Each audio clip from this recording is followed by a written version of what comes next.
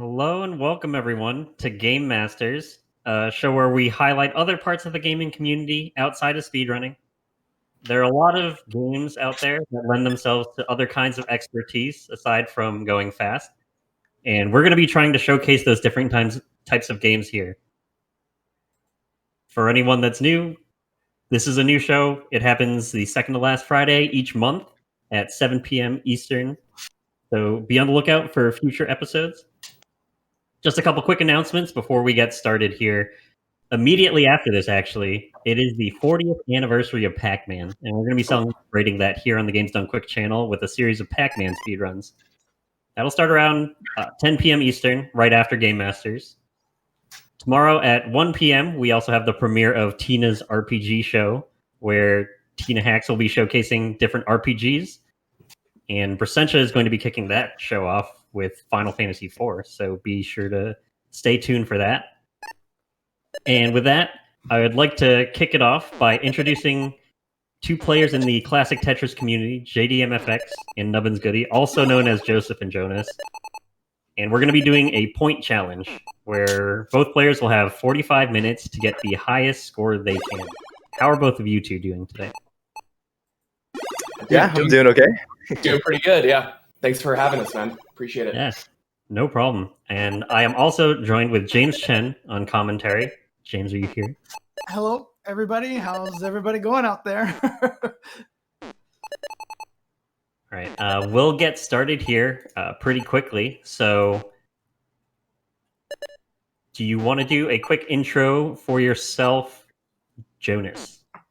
Sure. Hi, guys. My name is Jonas Neubauer. I am a 7-time world champion of Classic Tetris. The tournament started in 2010. It's going pretty steadily since then. And other than that, I'm a full-time Twitch streamer. And yeah, kind of old to be an esports guy. I'm 39, but have a lot of fun. This is my third GDQ related event, so it's been a lot of fun. And Joseph, how about you? Hello, my name is Joseph Saley. Not there with Jonas yet, but I'm the 2-time Classic Tetris World Champion. This is my first time on GDQ, so thank you guys so much for having me. No problem. And James, take it away. Hey, so, I just want to call out Jonas here for saying he's a little old for esports here. I don't want to hear that from you.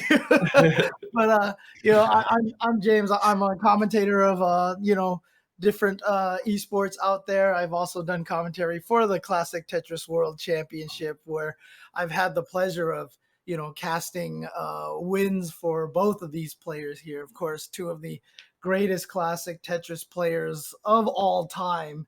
And so it's exciting for me to be here for this. So I know you guys want to watch some awesome Tetris. So let's go ahead and just get started with both of these players right now with the standard traditional countdown with a 3, 2, 1 Tetris.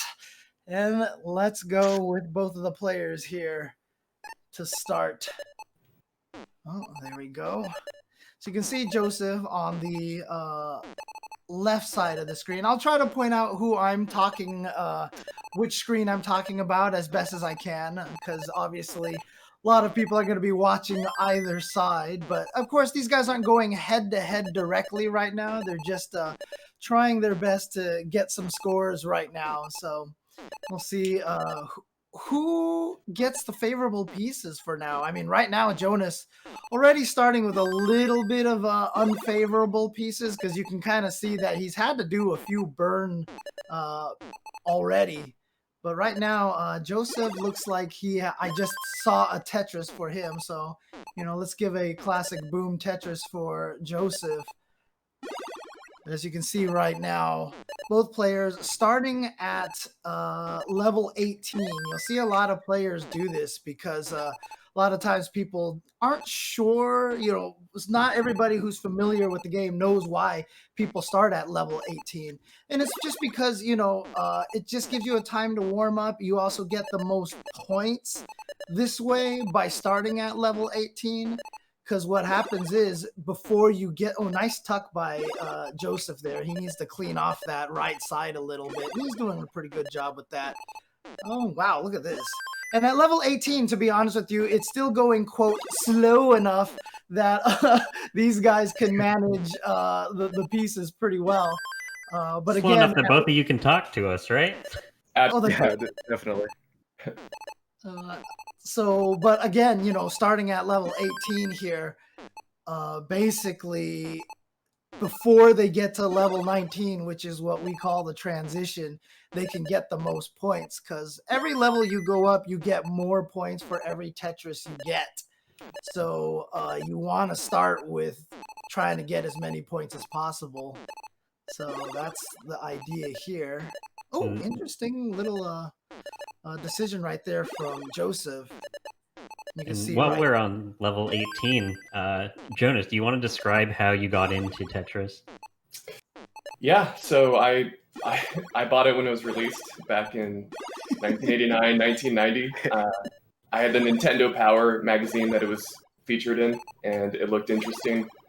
I had played it on PC. Actually, NES Tetris was not the first time I played Tetris. My uncle had a Macintosh. This is before they were called iMacs and all that. Had a Macintosh, and I played it, and maybe about 7 or 8 years old, and just instantly got hooked like everybody else. And yeah, that was basically it. And then had some high scores on. This was before YouTube. This was on Trey's like proprietary Tetris Masters website, and got invited to the first CTWC in 2010. It was in LA, so it was kind of serendipitous because I was living in LA at the time, and just fell into it. Just fell right in my lap. Yeah, if anyone in chat has questions, I'll try to forward some of them to both of the players here as we go through this. You know, the CTWC is a very cool tournament where there's a lot of matches between these players, but, you know, we don't get to hear from you all too often. So if anyone has any questions, feel free to ask, and I'll try to forward them. And Joseph, how did you get into Tetris? Yeah, so I think in the summer of like 2017, there's a video. It kind of went like viral just a little bit. Boom Tetris for Jeff. I don't know if it's still available on YouTube anymore, but yeah, that's it got me hooked. I was like, wow, it's so simple, but it's like so fun in a way. It just kept drawing me back. So eventually, I decided to get an NES off of like Amazon. Bought the Tetris cart, and then I was connected with Classic Tetris, and then I was there at the CTWC. I mean, did it feel like? I mean, obviously, you were born after the NES was released, I think. Yeah, more than like I don't know how many years, but yeah. But Yeah, I mean, let's give a congratulations for Joseph, who finished high school today. Oh yeah, Yeah, GG's. Yeah, thank you so much. I feel so mature. Did the game just feel like natural to you? I mean, obviously, you're from anybody watching, they can clearly see you are super good at this game. And did it just click as soon as you started, or did it take a while?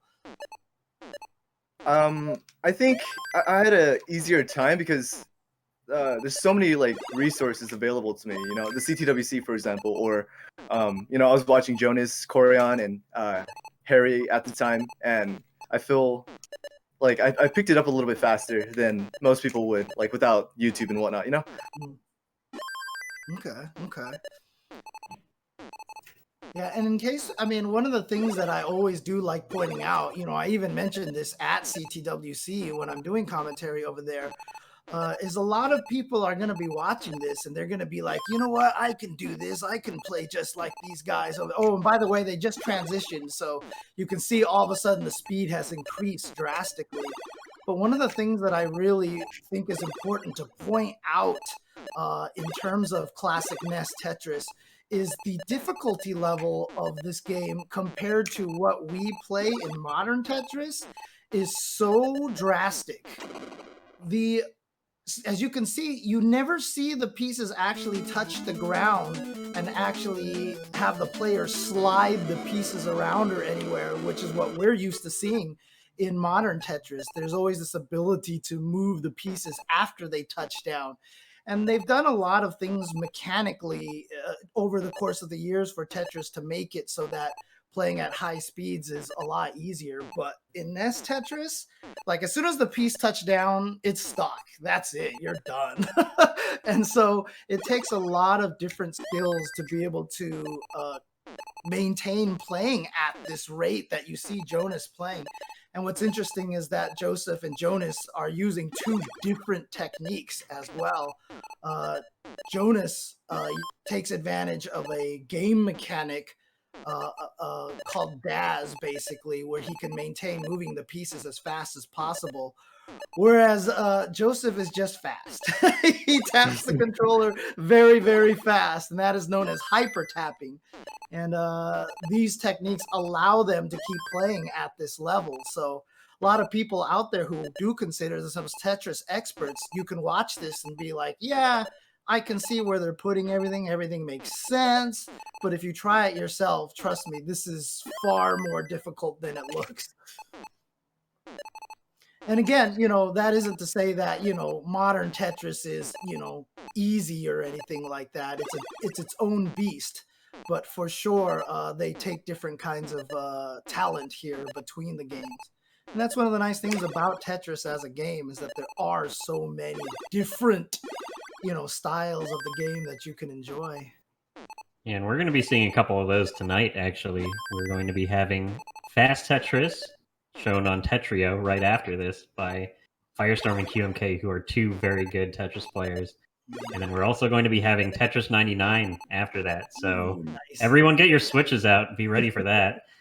Because you'll be able to play against Blink and Dormy, who are two very experienced Tetris players out there.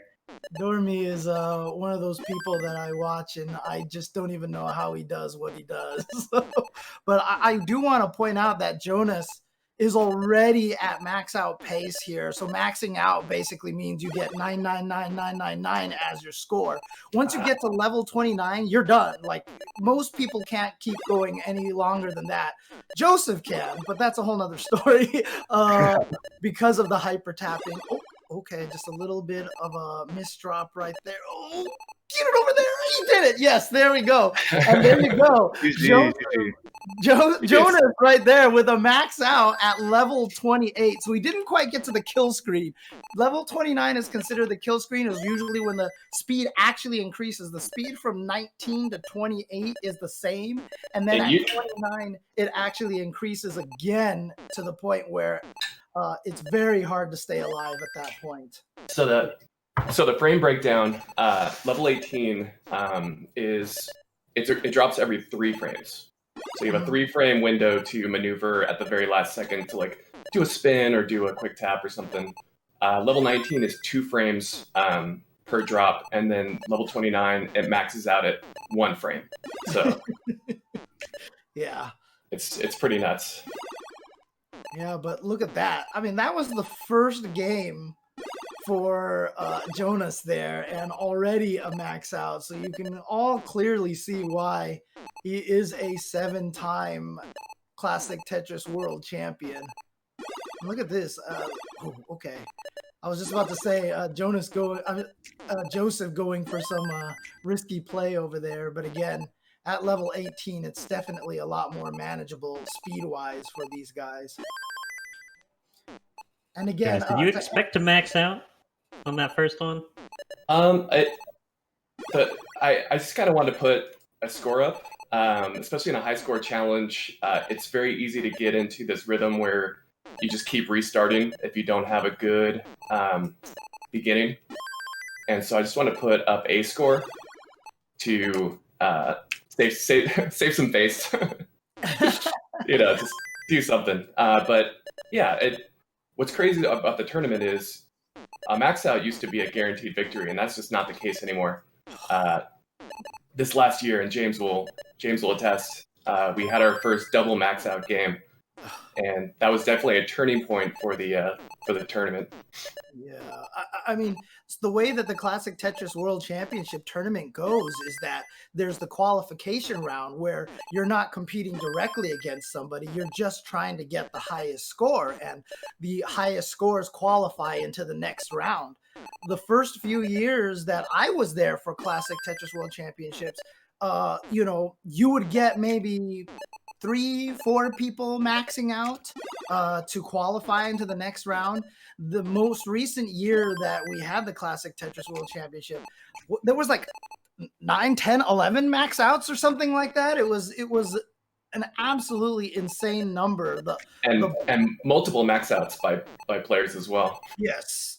And it's the bar is just so crazy now. It's been raised so high so that, just trying to put a score up on the board, Jonas here gets a max out. And, that's kind of the level that we come to expect from a lot of these players these days. Yeah, just to put it into perspective, I took the first tournament with, I want to say, mid 500,000 score.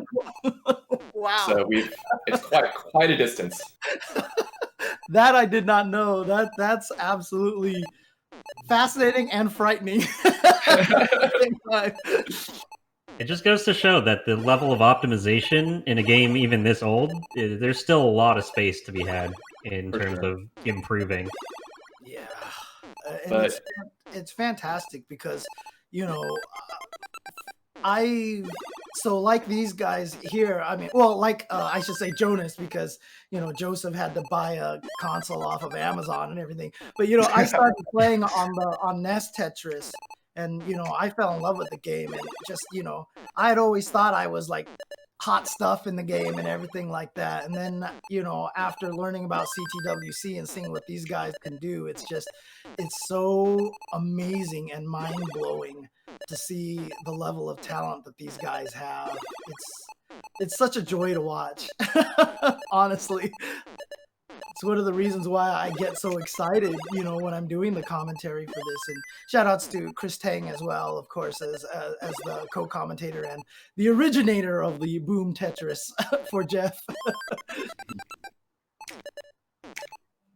Yeah, I actually want to give a huge shout out to Joseph and all the young players that really did a shot in the arm for the scene. It's one thing for all of us old veterans to get together and do it, on a smaller scale. But when Joseph beat me in 2018, the whole scene got kicked up to just another tier and opened up a lot of fun opportunities for all the competitors. It's amazing. Yeah, this last year we saw so many young players joining in, and for those of you out there who know me from the fighting game community, because I do commentary for fighting games a lot of the times, it reminds me a lot of what I saw in the fighting game community, because when Street Fighter 4 came out, that created a giant influx of young players, and I still remember how happy I was to see that. And I can only imagine the entire Classic Tetris community feels the same way, seeing the influx of young players show up to Classic Tetris World Championships.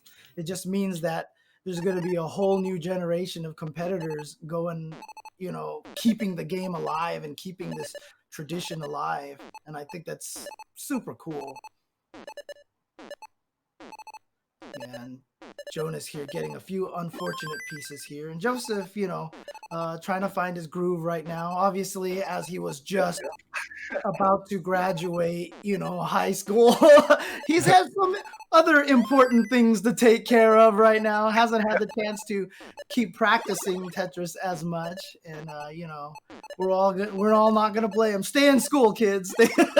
It's still impressive to see. He was doing all his school assignments and still gets 800,000, almost 900,000. I don't think I could do that, so pretty impressive. We're trying to get there. Trying to get the max to Magic Jonas at least. Yeah, again, like I said, I have considered myself a strong Tetris player, and I have messed with classic Tetris before, and when I can't even survive level 18. You know, it's so difficult to master this speed and to learn all the different techniques out there. You know, we have a interesting question in chat. Does classic Tetris have T-spins? And the answer to that is yes, but there are different things that happen in other types of Tetris, such as you getting additional points, which does not occur here. Yeah, there's only one I was kind trying of. to set it up. Yeah, I saw you that setup. Didn't work out well. They're actually they're very difficult There it to. Oh, I missed it though. Oh no. Oh no! Oh, you had it. Okay. But yeah, the T spins in classic Tetris, in NES Tetris here are very. There's only like one kind of T spin that you can do, whereas you know in modern Tetris there's a lot of this like the pieces can snap into place and they'll rotate and fit into things, and that doesn't happen in this one. So you only get the very basic T spin in this NES Tetris over here. Another thing about that too is the type of randomization in this one is not what you'll see in current iterations of Tetris. So you don't know when you're going to get a T piece here. Right. And you, as you can see, you only get one next. You don't realize until you've played a lot of modern Tetris how spoiled we are to have like 3 next pieces coming up. But that helps so much. But to what you were saying, though, is that modern Tetris uses the 7-bag randomization scheme, which essentially means that there are 7 different Tetraminos possible, 7 different Tetris pieces. And what the games do nowadays is they take those 7 pieces, randomize just the 7 pieces, and basically that means you'll get them 7 at a time. So they take those 7 pieces, randomize them. After you get all those 7 pieces, they take those 7 pieces and randomize them in that order again, and so on and so forth. And that's why it's called 7-bag. So no matter what, the longest drought you can get between like line pieces, for example, will be 13 pieces. If it's the first piece in one bag and the last piece in the next bag, that's the widest drought that you can get. Because NES Tetris is pure randomization, I mean, when you watch the Classic Tetris World Championships, shout outs to Trey Harrison, by the way, a man that I refer to as a genius in multiple situations. He's managed to program it so that we can actually see the drought during the tournament. And sometimes they jump up to 30, 40. We've seen ridiculous droughts before of line pieces. And so when you play this version, a lot of the times you have to judge whether you want to save, you know, the Tetris column on the side or just start burning pieces. You have to kind of make these snap decisions if you're getting droughts or not. And while we talk about things like that, Jonas, how do you feel about getting a second max out? I feel good. It was in the scope of what we're doing. It really didn't help because I didn't better my original score. But yeah, I'll take it. And this is How do you feel emotionally? There's a T-spin, so I feel better about the T-spin. Finally showing one. No, I feel good. This is, like I said, this is the 3rd one. It can be intimidating to play for the kind of audience that a GDQ stream pulls. So it's nice. It's just a stream full of Tetris fans. Exactly. And it's so fascinating too, because like this is actually one of the weird parts about even commentating Tetris, you know, for classic Tetris. You know, I'm sitting here and I've been watching Joseph's screen so much that I didn't even notice that Jonas got the second max out, and because it's so easy to get mesmerized just by watching, you know, one player play Tetris, and it's very, very hypnotic. Yes. There's also a stress factor with watching, at least for me. I could just be watching a game that someone else is playing, and my brain thinks I'm the one playing, and so it'll live and die with every drop. And there's not a lot of games that do that kind of have that kind of mechanic to it. Oh God. Yeah, that was in reaction to, you see, just like that, right? I mean, I saw that, Joseph had the opportunity for a Tetris, but he decided to burn, and then the line piece came, and yeah, my heart broke while watching that. Just like you were saying, you kind of live and die with them, The game knows what you need. It's almost sinister. It's almost like a dark entity in the NES. It really singles you out. See, it makes me so happy to hear you say that, because I used to yell at my NES all the time when I was younger and make that kind of comment, and hearing 7-time world champion say that. It's validation. Yeah, exactly. It validates me completely. But again, one of the things that I mentioned, I saw someone in the chat ask, what is the kill screen? That is, like you mentioned, at level 29, it's all of a sudden now, 1 frame per in between each drop. And so, it's just too fast to survive. But for hyper tappers like Joseph, I will say that he has gotten, what is it, level 35, I think is the max that you've gotten now, Joseph? I've gotten to level 34. I've gotten to level 34 in a real game. Okay, 34. There you go. Which, previous to maybe even 2 years ago, was thought maybe to be impossible. To For get sure. to level 34, right? Yeah, kill screen, we need another word for it, because this new crop of players, and Corian as well, are just pushing the limits. And so it's mind-blowing that you could be at a tournament max out and then just have to watch your opponent just burn into the 30s. It's a whole nother thing to worry about. Yeah. I mean, that's what made the Joseph versus Green Tea match at the Classic Tetris World. Okay, so here we go. And see, like, what you're seeing Joseph do right now is oh God, like from a standpoint of watching and going, wow, where is he putting those pieces? It's not even just where he's putting those pieces, it's the fact that he can put the pieces there. Like, this is just not supposed to be humanly possible to do what he's doing right now, It's ridiculous. And there you go, a max out for Joseph, just like that. Good game, man. Thank you. There we go.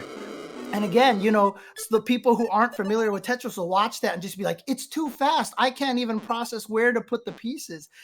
Like, you're not even aware of half of the, difficulty of accomplishing that. It's just literally Joseph is tapping the D-pad faster than, most humans can accomplish, just to even be able to move the pieces that far before it snaps into the bottom. Because like I said, in modern Tetris, you can let it drop and then slide it on over casually and be like, let me think about this, and have all these like little delay tactics and stuff. And none of that works. None of that works here. And actually, that's a good question, though. How much modern Tetris do you play, Joseph? Like, have you played a lot of Tetris 99 or Tetris Effect or anything like that? See, I played Tetris 99 one time. I was at my friend's house. He has a Wii U, and I was like, hey, let me play it. A lot of people are playing this nowadays. I played it. I mean, I did pretty well. I think I placed like top 10 or something like that. But I didn't want to buy a Wii U because I'm like super cheapskate. Yeah, I don't know. It was just me. But I'm like that. I don't like to spend money. I'm like super saved right now. That's smart. Smart. I'm trying to be smart. But yeah, I've played Tetris 99 once, and Tetris Effect, I don't think I've played it. Okay, so you're not actually as familiar with like the modern standard Tetris rules, in other words, like rotation rules and stuff, right? I see it, I can understand it, but I don't. It's hard for me to apply them when I'm playing, or when I try to play at least. Right. because again, for those people who aren't aware, Tetris is owned by the Tetris company, and they get to determine all of the rules for Tetris. So in actuality, in modern day Tetris games, every Tetris game has to follow the same standard set of rotation rules and colors. For example, the pieces all have to be the same color in every game, and except for Tetris Effect, which was really surprising to me that they gave them permission to to actually see right there on Jonas's screen. It almost looked like he could have set up for a crazy T-spin, but that T-spin doesn't work on Tetris. That is true. And I actually play a lot, not a lot, but relatively more modern Tetris than Joseph, I would say. Yeah. And those builds infect what you do as a classic player. So I start building more T-spin doubles, and that's one of the worst things you could do in classic, because you're not guaranteed a T, and that's like the only thing that solves that problem. And so it's just really bad. Yeah, one of the things about Tetris that, once you get very strong in Tetris, what Jonas said there was super important, where he said there was only one piece that solves that situation. When you play Tetris, that's kind of what you're doing probability-wise. You're trying to set up a play field so that more than one piece can, quote, solve and, make a nice play field for yourself. If you only keep setting things up so that only one piece in particular can solve a particular predicament that you're in, you're kind of hurting yourself in that way. Dang. I got a little drought at the end there. But you're still good. You're still good. So GG. No, never mind. I don't think that would have been a max if I hit that.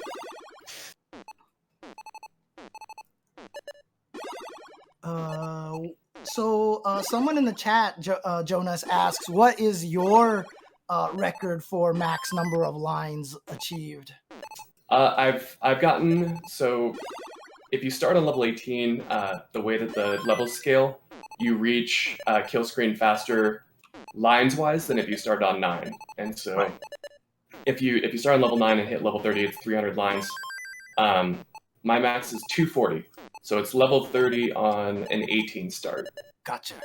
And the way I had to build to do that was a huge center well and hope and pray for the right RNG to fill the bowl. Yeah, RNG is a fickle mistress in Nest Tetris here. Yeah, I will say for these runs, my RNG is pretty good. And for the CTWC, we have a special modified game genie code that goes into the games to make sure that players have the same piece set. Right. And so that's not what's happening here. We're kind of at the mercy of the. It's one of those things where you're just not going to get a lot of points if the game doesn't give you lines. Yeah, that was a beautiful tuck there by Joseph, by the way, with that piece. And, one of the things that, I didn't get to commentate your match that, obviously you got eliminated from the last year. Yeah. Despite the fact that, everybody gets the same pieces, depending on how you build, the pieces can definitely benefit you well or not. And, not trying to sound like I'm trying to, butter you up or anything. But, honestly, when I watched your match, I really felt like towards the end, the pieces that you were getting were just not in your favor at all. I mean, if you play a tournament for 11 years or 10 years or whatever, you're going to have a bad tournament at some point. Yeah. Tetris.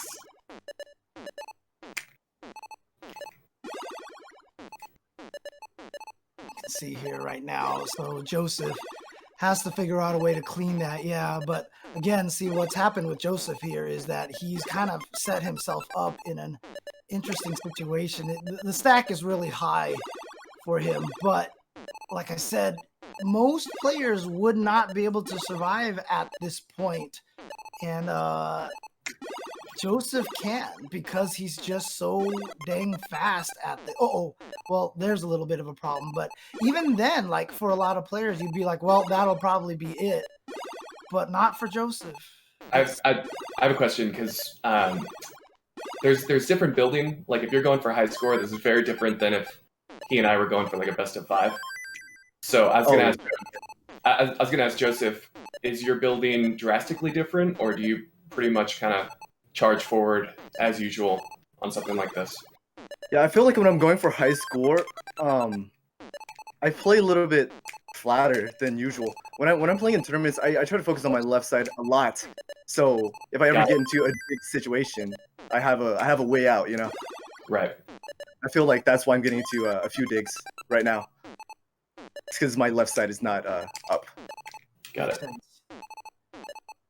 Yeah, and again, for those who have just tuned in and weren't here a little bit earlier, you know, just to reiterate again, classic Tetris on the NES is very brutal.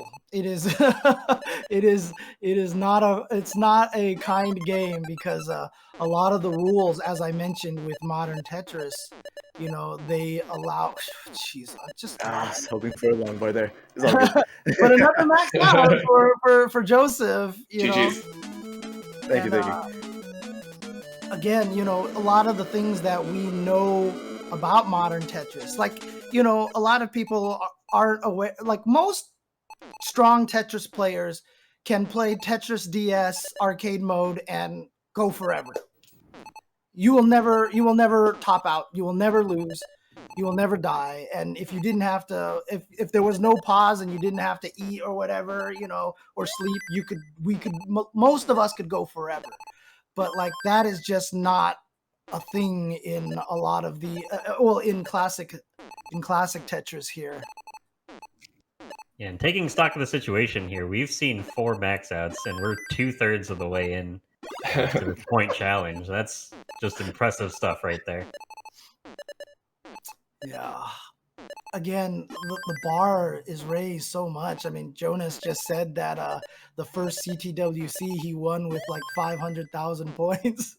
Yeah, that's like, it's like when the NFL played with leather helmets. That's how I feel about those first years.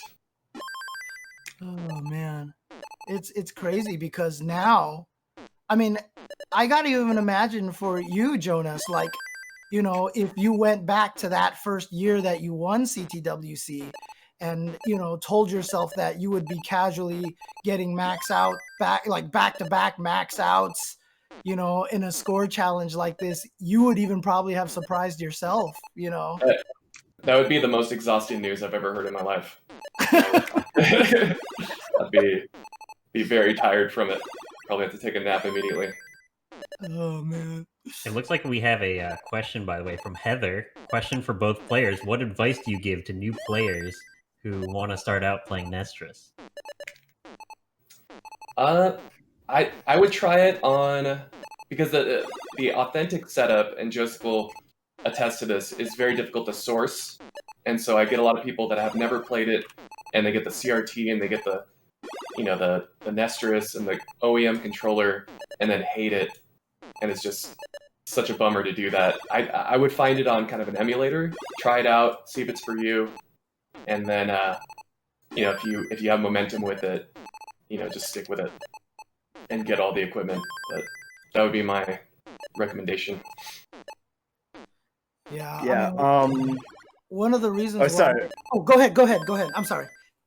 Yeah, I was like, as far as like learning how to play this game, the way I started, I've watched a lot of Jonas, and this is where I get most of my. I don't know if he agrees with my stacking at all, but I try to learn a lot of my stacking from Jonas, from Corian and Harry. You just got to watch all the greats, and maybe you can pick up something from them.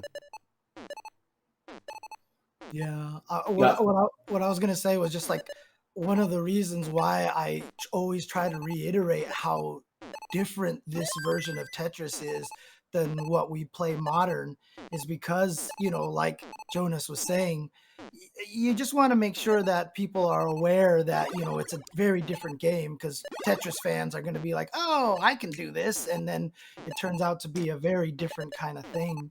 not only that, but I also talk about it a lot because I just want to make sure people are aware just how ridiculously talented these guys are. I mean, the stuff that they're pulling off in this game is I use a lot of words like otherworldly and just like dumbfounding and stuff like that because it really is.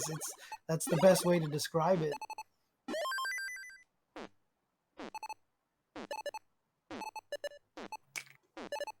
Going back to Joseph's point of emulating other players, watching other players, even in the CTWC, we saw some stacks that people were putting pieces in the same places as their opponents, which is really impressive to see. Yeah, that is true. But I mean, what the cool thing about seeing people kind of have the same stack, though, is that it shows that there is this logic and this kind of strategy to the game that, kind of transcends different people. They like I said, the goal of Tetris is to make it so that you have the best probability of cleaning out an awkward build as much as possible. I mean, the goal is to not have an awkward build, but you'll never get that thanks to RNG. But to have as clean of a build as possible. And in order to do that, there's a certain strategy, there's a certain logic that you go with it. And, a lot of the times, a lot of players will have that same logic and you'll see them with the same build. And it's so cool to see. And just a heads up to both of you, there's around 8 or so minutes left. Got it. All right, sounds good. Yeah, one of my favorite things that I remember the very first year that I did the Classic Tetris World Championships was that I noticed how often Jonas in particular would what I would call like a, I forgot what I call it, but he would always do a micro adjustment, right? Like based off of the next piece that came up. Like sometimes you won't know what the next piece is coming up. And so you plan to place a piece in one particular location. Then all of a sudden you see that next piece and you're like, oh, and then you do one quick little like column shift micro adjustment to make the field better thanks to that upcoming piece. And, I saw Jonas do that so often, it was just one of those things that I had to, keep pointing out because it was just so impressive how fast he was at doing that.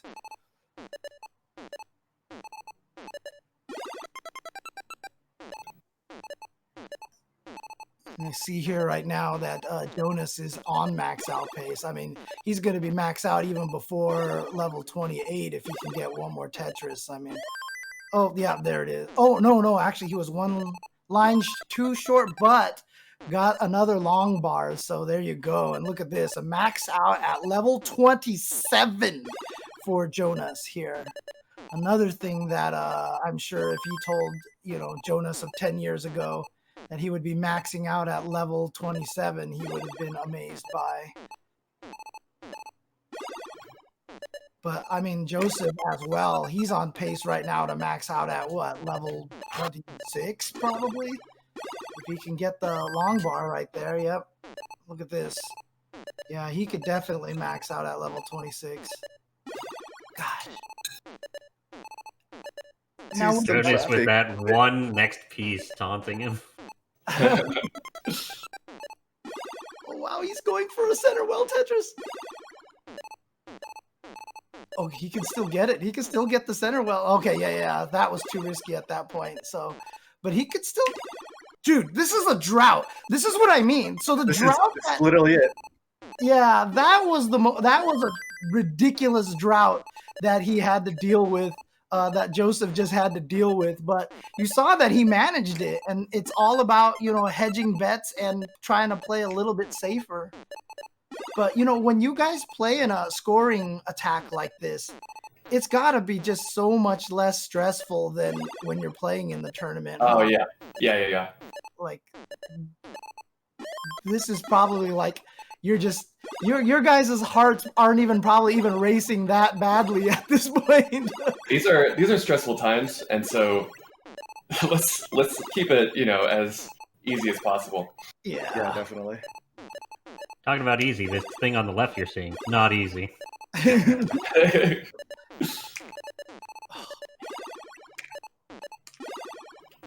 Oh, missed the tap. That's okay.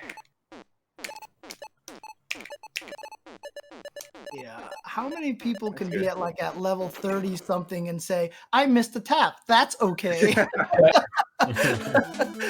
Like that in and of itself is impressive. So like right there, you see on Jonas's side over there, he had to have an L piece. That was the only piece that could have fit into that little slot that he had generated there. So in other words, only one piece could solve that situation, and that's what you don't want to have. Yeah. And that's what you're trying to minimize as much as possible.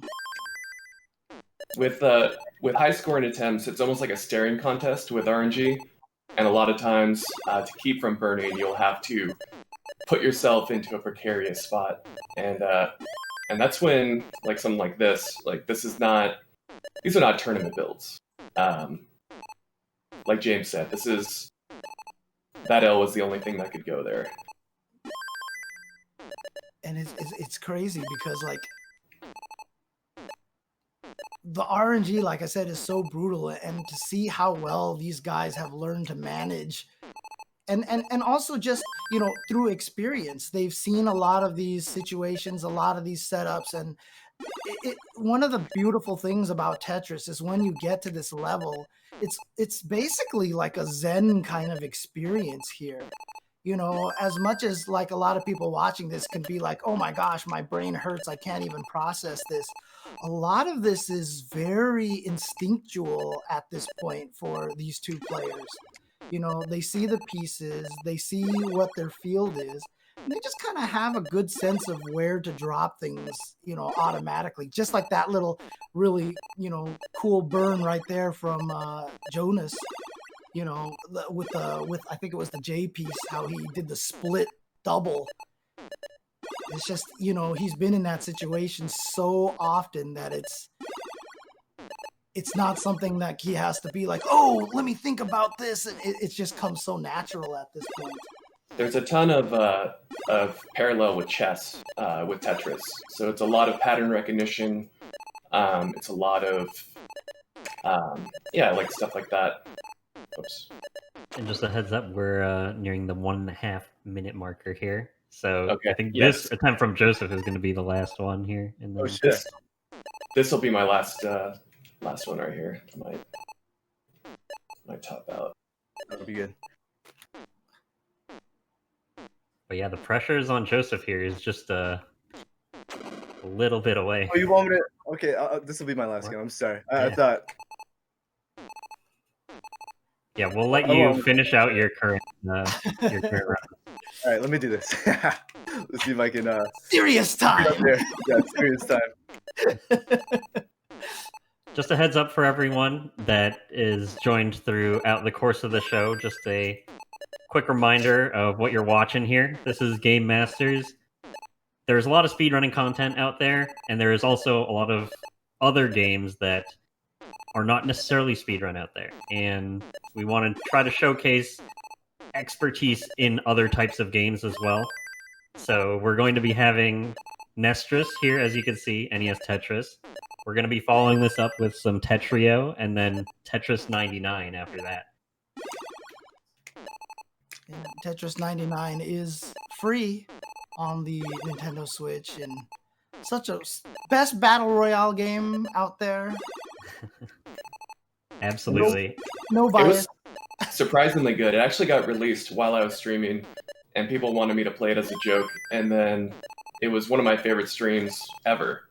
It was just an amazing... I think it took a lot of people by surprise how fun it was going to be. Yeah, great game. It was crazy. It came out when I was in Japan for an EVO Japan, And I'll tell you this: Japan hotel Wi-Fi was so good that I was able to stream directly from my phone and use the Wi-Fi to play at the same time. You know, it was pretty impressive. But yeah, what a great year for Tetris last year. You know, between 99, Tetris Effect, and, you know, CTWC just having some of the greatest matches. And Alexi Pageant, you see right there, that was a micro adjustment right there by Jonas, one of the things that I love about watching him play. But, you know, Alexi Pajitnov also making it to the CTWC as well. I mean, that will be one of my greatest memories, was being able to meet him at CTWC, because that was, oh man, that was a dream come true for me. I'm just gonna play on 19 while we finish up here. Just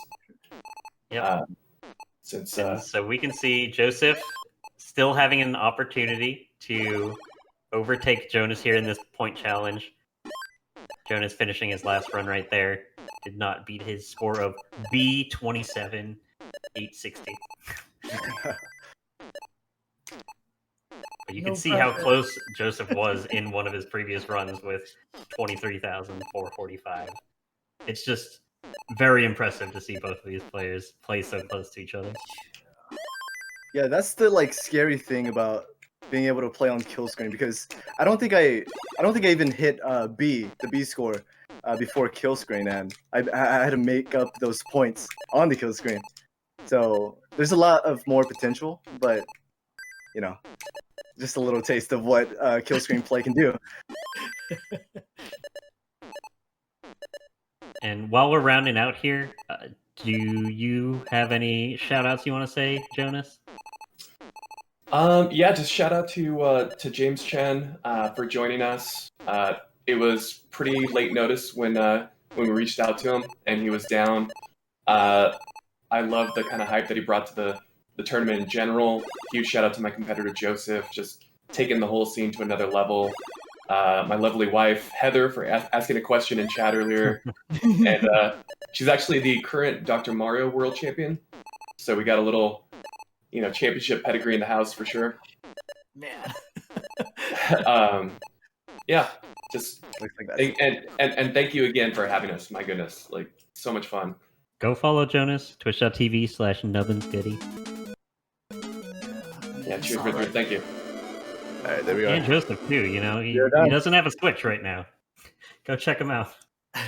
Or Switch, yeah. No, I said Wii U earlier. Yes, you did say Wii U. Chat went out on you on that one. A lot of people think I'm like an actual gamer, but no. Like, are you saying Tetris is not an actual game? Dude, when you're playing Tetris and trying to talk at the same time, look, I was always amazed that during the Classic Tetris World Championship, you would actually like yell back at commentators while you were playing. Yeah, Joseph and Green Tea, the younger players, are known for screen looking and playing their own game at the same time. So they're basically playing two games because they're cheering on their people. Yeah, it's just blows minds. Of course. Here we see Joseph has finished, unfortunately not beating Jonas's score. So congratulations, Jonas. Thanks. On the victory. Yeah. No, GG's, Joseph. Yeah, that was amazing. I had a great time. This is the first time we played since 2018. So this is literally, a couple of years in the making. Yeah. Nice. All right. And just a quick note for everyone. We're going to be taking a quick ad break, and we're going to be setting up the next game really quickly here. A couple announcements before we do that is we're going to be having the 40th anniversary of Pac-Man showcase with some Pac-Man runs after all of these Tetris showcases that we're having here on Game Masters. We're going to have Tetria, we're going to have Tetris 99, we're going to have Pac-Man. Right after this, again, everyone's follows, ads, cheers, they all help fund these hotfix events, make these hotfix events possible. If anyone wants to see more, feel free to support us that way, and we will be right back after a few minutes. Thank you.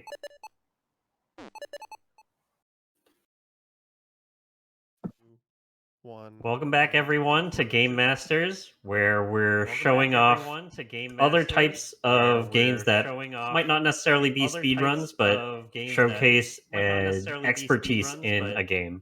We just saw a great NES Tetris showcase from Jonas and Joseph. So we're going to be jumping into Tetrio now with Firestorm 58 and QMK. And with me, I'm joined with Delicious on commentary. Just a couple quick announcements before I throw over to him. We have the 40th anniversary of Pac-Man today, and that's going to be coming up at around 10 p.m. Eastern, so be sure to stay here for that. Also, tomorrow we're going to be having Tina's RPG show, which is going to be showcasing Final Fantasy IV, played by Brasentia. And with that, this is going to be a 1st to 20 match. Dal, take it away. All right, yeah. Welcome, guys, to the Tetrio showcase. Yeah, where Firestorm and QMK are going to be playing. They're going to be doing a 1st to 20, and yeah, let's get this show on the road. Hope you guys are ready. Good luck and have fun, guys.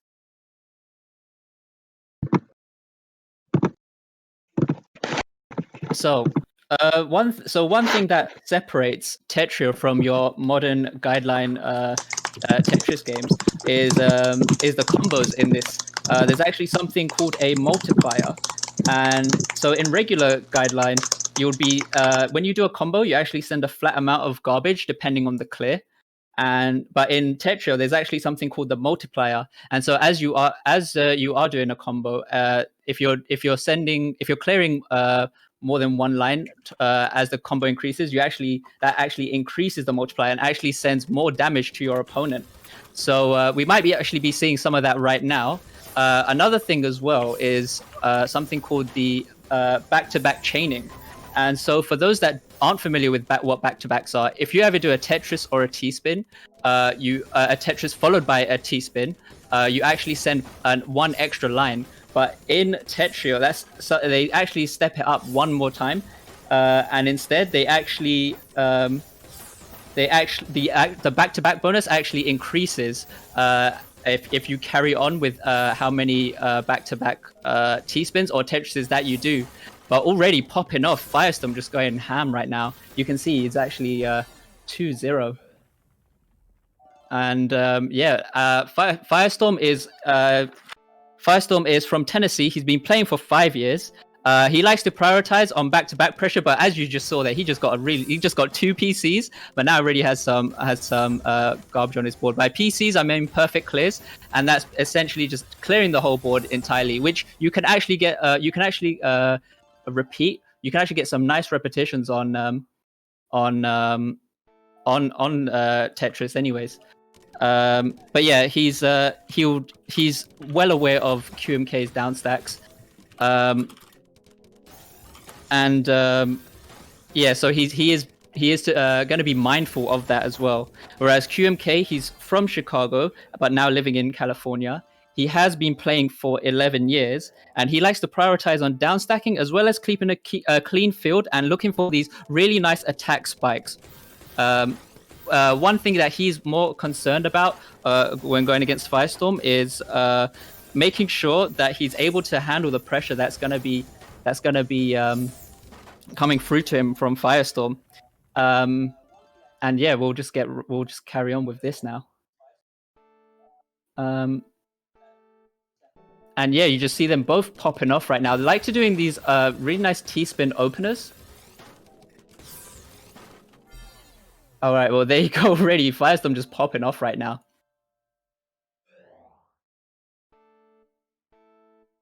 Okay. And that's just going to be 5-1 to Firestorm. Okay, let's see what they do here.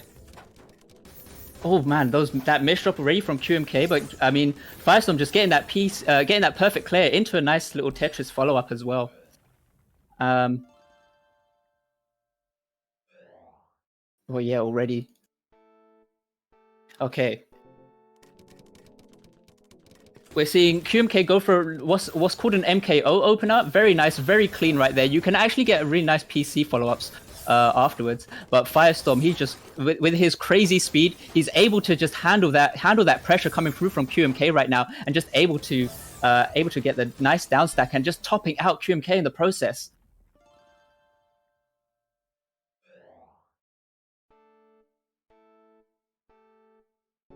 All right, what we're gonna see here? We're gonna see. Oh wow! Actually, Firestorm going for something very flashy right now. Something called an infinite T-spin. But instead, he just he gets those 2 T-spin triples off. That's going to add a serious amount of pressure right now to QMK. But QMK still holding his own though. He's able to survive that early intense pressure right now from Firestorm. But he's as I was saying before, he likes to keep a clean field and make sure he's able to find some really nice downstack opportunities. As said before, this is going to be a first to 20, but already Firestorm just popping off so like really crazy right now, 7-1. But you see right now, QMK just trying to build that 4-5 stack and trying to find these nice little routes down to the bottom of his board. And as he's finding these routes to the bottom of his board, it does actually trigger the multiplier as well, which is in doing so is going to be adding some nice pressure onto Firestorm's board. But you're just seeing Firestorm right now going crazy as well. He's able to place pieces at 3.6 pieces per second, which is just seriously insane. Something that not many people can actually do. And it looks like he might actually get some pressure now. Oh, but yeah, QMK just gets topped out.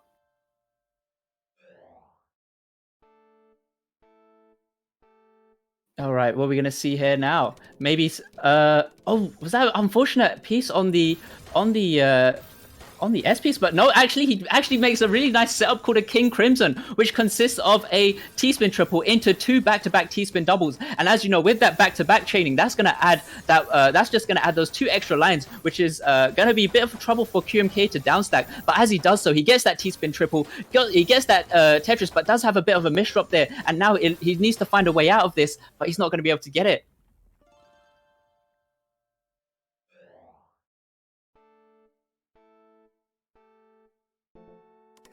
Okay, and we're now seeing Firestorm going for a 4-wide opener. But for those that aren't familiar with doing 4-wides in Tetris, you're not really going to be sending so much damage to your opponent. You see, going for single line clears isn't so beneficial in this, and maybe Firestorm wasn't aware of that. But QMK just was able to punish with his own stack there.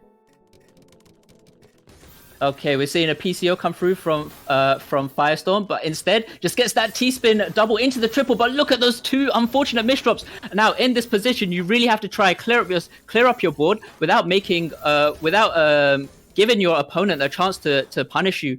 But I don't think he's able to get out of that one. Unfortunately, this looks like it could be a comeback maybe for QMK, maybe starting. If he's able to carry on with this momentum, he could actually put Firestorm on the ropes right now.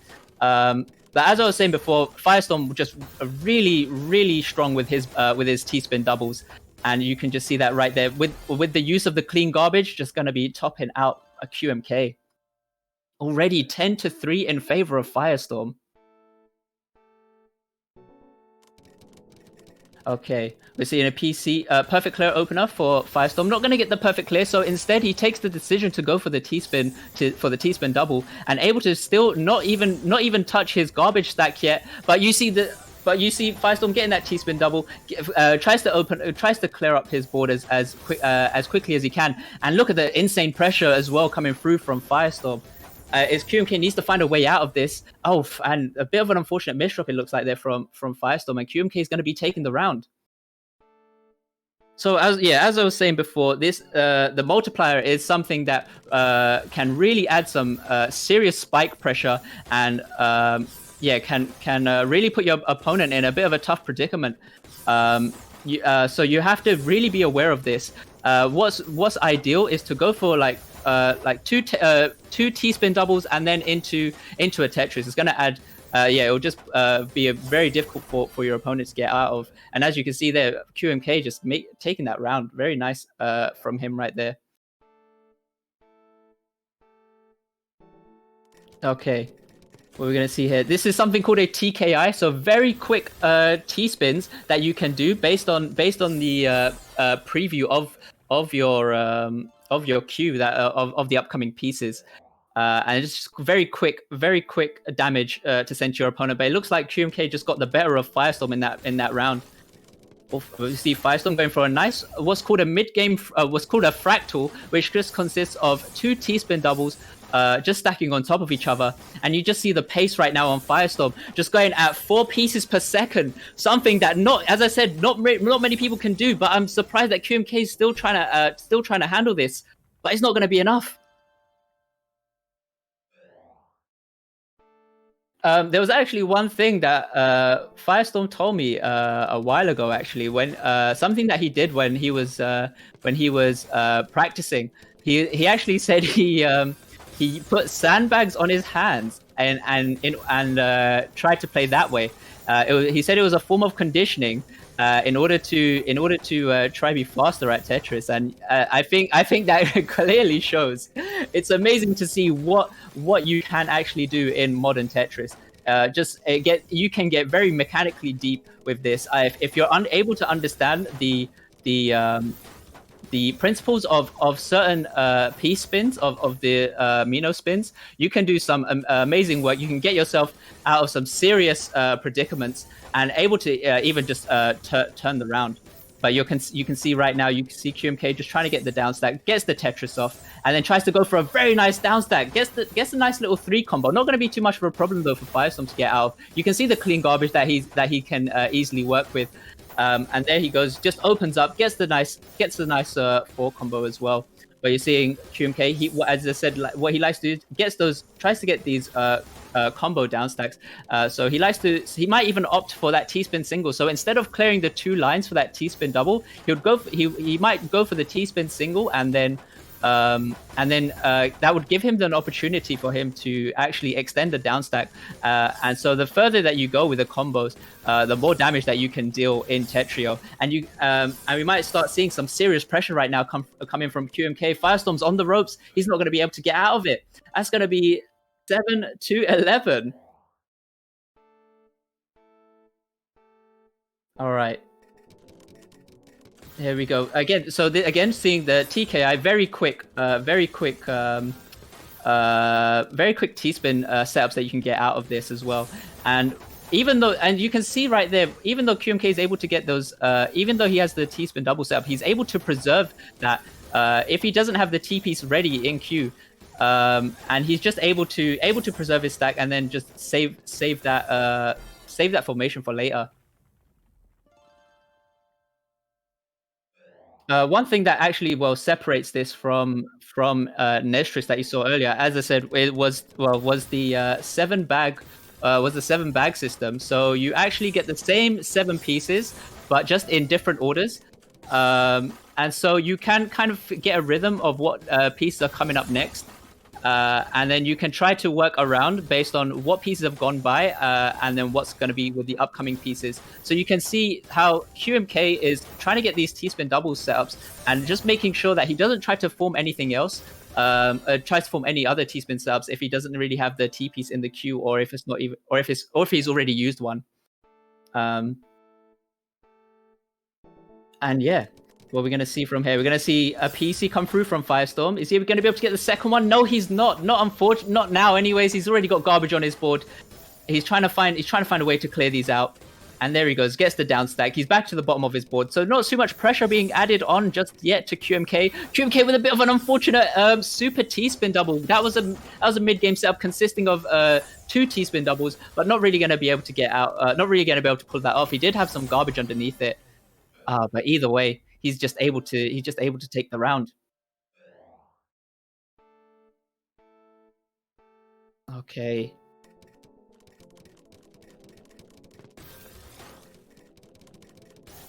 A little bit of lag on my side, unfortunately. But here we go. We're back in now. Very nice. All right, we see Firestorm, he is quite high up here, but it's not going to be much of a problem for him to downstack. He's able to get this T-spin single into the back-to-back Tetris as well. And you see here, he's trying to go for something called a TST tower, and that's oh no, but he doesn't have the right overhang. I don't know if he's going to be punished here.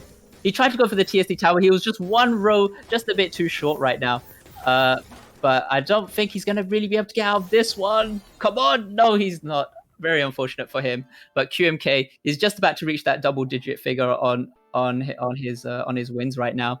Hopefully we can actually see some. Hopefully we will see a very close match. These guys always fight each other off in our regular Tetris tournaments. And I mean, like, it's just amazing of what the Tetris community does as well. We like to do these tournaments, which we have been doing for the past 2 weeks, and Firestorm has been winning nearly all of them. But you see right now, Firestorm just making sure he tries to open up that garbage column just to send the Tetris. But we might just see QMK now get that T-spin double and then just top out Firestorm.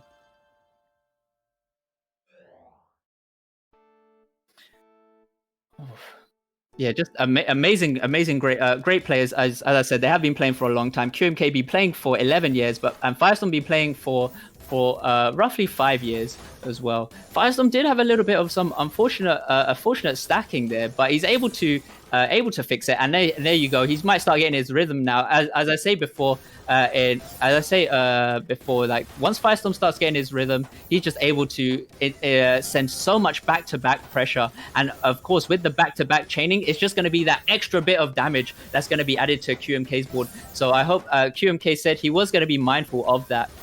Which you can see how he is. He's making sure he's finding some form of defense right now in order to cancel out the incoming lines coming through from Firestorm. And yeah, we see Firestorm just getting back to the bottom of his board, even though he's got that clean garbage right underneath. Gets the nice little Z-prop as for that T-spin double there. And here we go. We might start seeing QMK might start accepting this garbage, but look at the clean garbage on his side. Has an unfortunate eyepiece misdrop, and that's going to top him out. Wow, 14-10 in favor of Firestorm. All right, TKI for Firestorm. We did see QMK go for something called the MKO. He did do that earlier. Very clean as well. So it's not too much of a problem for him to try and stack around this. As you can see, but as I'm saying that, he's just getting barraged with so many lines now from Firestorm. That's going to be 15-10. I mean, these are some very quick rounds that are going on at the moment. Firestorm with a little bit of a different T-spin opener there. Not going to be that might actually have costed him. He wasn't able to carry out the same speed that QMK was going for right there as well. All right, what are we gonna see here? Firestorm going for what's called a DT cannon, but his setup is looking a little bit rough. I don't know if that's gonna really be punishing.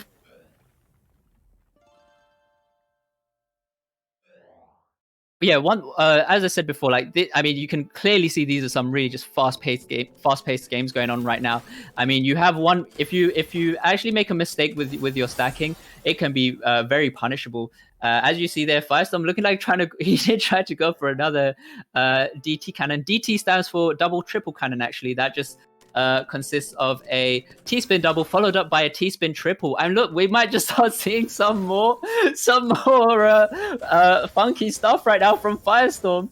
Although he did have a misdrop, did that have that hole in his stack, which meant that he wouldn't have been able to carry out the further T-spin double afterwards.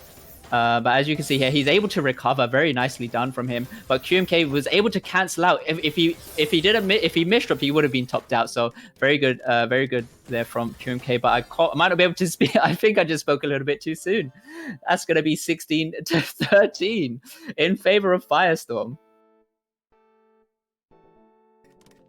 Okay. I mean, as I was saying before. Oh wait, what? Oh, wait, yo, Firestorm, are you okay? Oh, whoa. Oh man, I don't know what's going on right now. It might be nerves. It might, well, I hope it isn't nerves. I hope that's just going to be a one-off thing. And as you can see here, he's looking like he's going for more of these T-spin triple setups. So yeah, T-spin triples are going to be sending 6 lines. A T-spin double sends 4 lines and clears 2 lines, so it's more efficient to send the T-spin double instead of a Tetris. And so prioritizing on that, you're just gonna be sending. You're just gonna be playing way more efficient than if you was just to do regular Tetrises. And so with T-spin double, with certain T-spin double setups, and if you're very good with your stacking, you're able to not clear any lines in between, and that's what creates a back-to-back bonus. As I was saying before, in regular guideline Tetris, a back-to-back Tetris or T-spin sends 1 extra line, whereas for Tetrio, as I said, there was something called the back-to-back chaining, and simply put, the back-to-back bonuses increases over time. So if Firestorm, well known for his T-spin doubles and able to keep up with the back-to-back. So as I said, the moment he starts getting about 3 back-to-backs in, he's gonna add that extra bit of pressure compared to your regular Tetris, compared to your regular modern Tetris games. But I mean, I'm not really sure what Firestorm's trying to do here. He did have those very unfortunate misdrops, and looking like QMK is starting to make a bit of a comeback. Maybe we might actually see a close finish here at the end of this first to 20. And here we go. Some more, another TKI coming through for both players. Firestorm looking like he's having more misdrops, but able to get the line skim and able to see that T-spin double just after clearing that 1 line. Did have a bit of unfortunate misdrop on that eyepiece, but he's able to instead convert this into a T-spin double. Goes for a very, very nice S-spin, which actually saves his stack right there. Able to clean it up as well. And there you go. He just gets the really nice down stack into that nice combo as well. And here we go. We start to see QMK. He's trying to find these way outs. Does have an unfortunate S-piece misdrop. I don't know if that's going to actually cost him. Yes, it is. 18-16 in favor of Firestorm. Firestorm only needs 2 more rounds to win. Okay, what we're going to see here. TKI coming through from QMK. Normally as well, with certain openers, you can get... there are many different openers that you can do. Which can lead to perfect clear finishes as well. So when it comes to the opening game, you have to really be careful of the amount of pressure that can be sent to you. And you might just see here, QMK, he is going to get that perfect clear and just going to top out Firestorm already, 19-17. Okay, this is match point for Firestorm right now. Looking like he's gonna be going for more of these infinite T-spin triple setups, and he instead he's able to get both of those T-spin triples. Goes for the line skim and able to accept the garbage and just keep working on his own stack right now. And he might try to find a way out of this. Does have to jeopardize his stack a little bit, but not gonna be too much of a problem for him. As you can see, Firestorm just able to keep his board very clean and making sure that he's able to cover himself. Oh, well, okay, never mind. He just didn't get the T-piece or the I-piece in time. And yeah, QMK just taking that round there. Also, by the way, Firestorm also streams on Twitch. His Twitch channel is twitch.tv/Firestorm58. So yeah, I would suggest you go give him a follow. If you want to learn how to play like the pros, you need to follow him as well. And already, that is going to be game. GG's to Firestorm, and well played to QMK as well. But yeah, I hope you guys enjoyed that. If it's possible, I would like to try and get a nice interview with Firestorm and QMK. Yeah, we'll get him in here really quick. That was a very impressive match to watch from both players. And we are joined in chat here. How did you actually find it from an outside perspective? Obviously, there are quite a few Tetris players in the chat right now, but it's good to hear someone else's perspective on this. Yeah, it's really fast-paced to watch, so it's very difficult to identify what's going on until you kind of see it for yourself. And great job explaining things down. Thank you. I tried. I mean, yeah, thank you for having me as well. I mean, it's my first time, so I was incredibly nervous. But yeah, I'm glad I was able to do this. Thank you for the opportunity. But yeah, let's speak to Firestorm right now. So Firestorm, are you there? Yeah, I'm there. How's it going? Hey, how you doing? Great performance as well, man. Amazing man. to see as usual. What were your thoughts on the match? It was a good match, very close. QMK, like always, some insane down stacks, some insane spikes. Definitely was able to make good punishes, but when I got a little greedy. Yeah, I hope A little everyone greedy. enjoyed it. Yeah, I hope everyone enjoyed it. Yeah, I'm sure they did. I mean, I saw you were deciding to go for these T-spin triple setups. You can actually called the Infinite TST. You did have a bit of some unfortunate executions based on the stack, but either way, you was able to take some of the rounds there. Mm-hmm. Yeah. I was surprised at that as well. But still amazing to see how you was able to recover and still just manage to take the round as well. Mm-hmm. But yeah. Any further comments before we ask QMK? Before we speak to QMK? So for anyone who doesn't know, I stream on Twitch. Same as plug real quick. I stream Tetris 3 times a week. So yeah, if you like what you've seen here, you can definitely go check me out if you want to. And yeah, that's all I have to say. Thank you for having me on. Hey, all good. But yeah, also I also stream as well. I didn't get to plug this earlier. I kind of just went straight into the match. But yeah, I like to stream Tetris and do viewer games as well. You've also commentated for a couple of community tournaments as well, right, Del? Yes, I have as well. Actually, one thing that we did have going on last year, which is going to carry on next month, is called Tetris Cup. I've done a few friendly tournaments where we do have an average of 200 participants as well. The recent one was the Revolution tournament. We do have more tournaments that are generated by the community. The easiest way to access that is by checking out discord.gg/harddrop. Some very friendly people there, always able to help anybody of any skill level. We're just all there to have fun as well. So yeah. Yeah, and as chat was reminding me, a few days ago was your birthday, Del. Happy late birthday. Yeah, it was my birthday on the 20th. Did have a great time as well, but just trying to focus more on this, hoping I was able to explain everything clearly. And yeah, for those that don't know this, this website is called Tetrio. It's you just type in your browser tetr.io. And yeah, a very great website developed by OSK. So I would just like to give a shout out to him as well. So yeah, let's I think we can speak to QMK now. QMK, are you there? Hi. Hey, yeah. How did you find the match?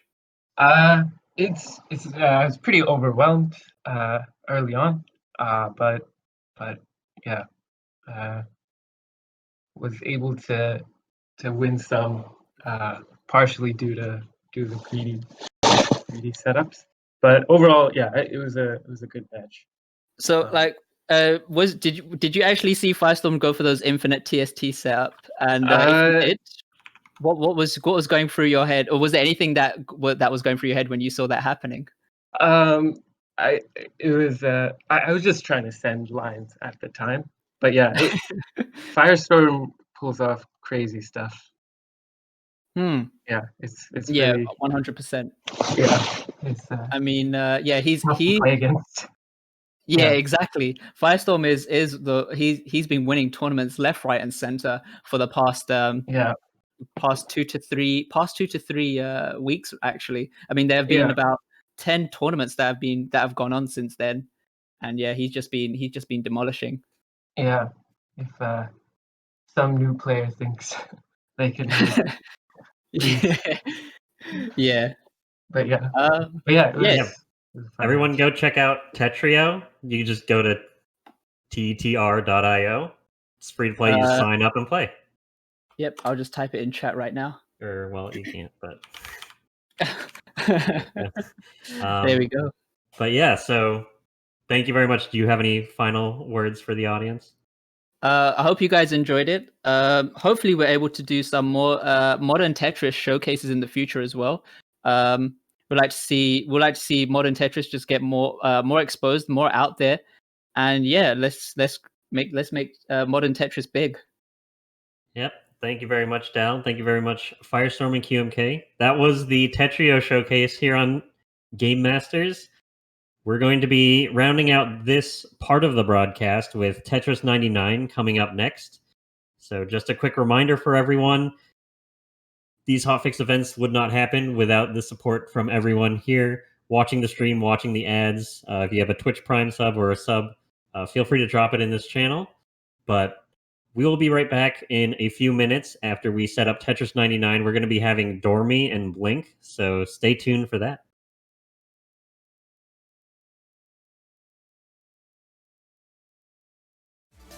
Hello and welcome everyone to Game Masters.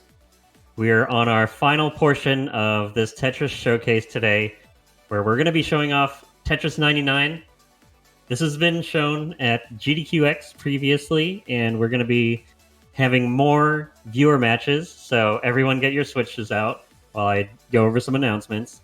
We're going to be doing some passworded matches here, and get ready for those. So everyone open your switch. We're going to start with standard Tetris 99. We're going to do a couple matches of that, and then we're going to go to team battle and do a couple matches of that as well.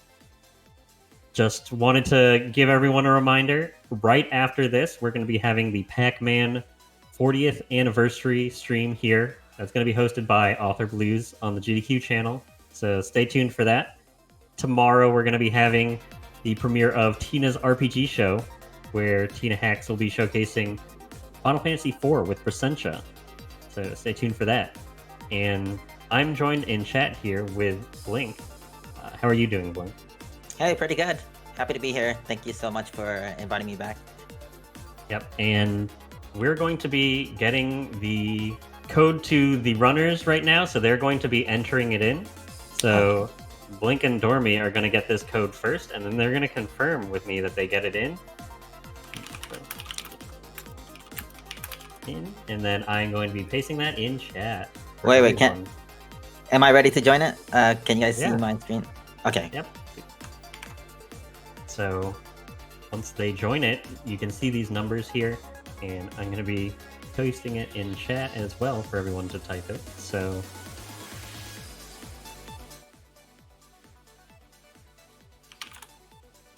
yep, everyone saw it.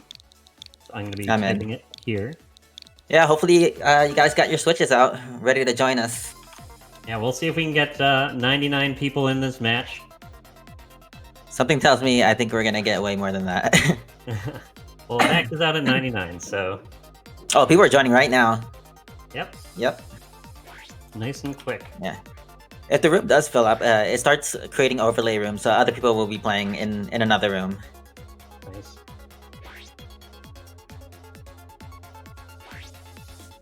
Yeah, this is one of those rare times you can actually be on a GDQ stream. As one of the game masters, if you take out like Dormy.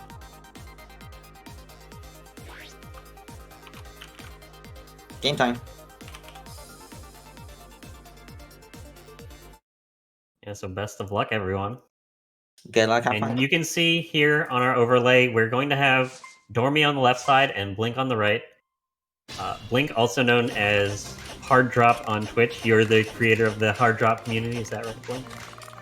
That's correct. I started Hard Drop back in 2009, so a little over 10 years ago, just as a safe haven for Tetris fans, no matter which version of Tetris you play or what your skill level is.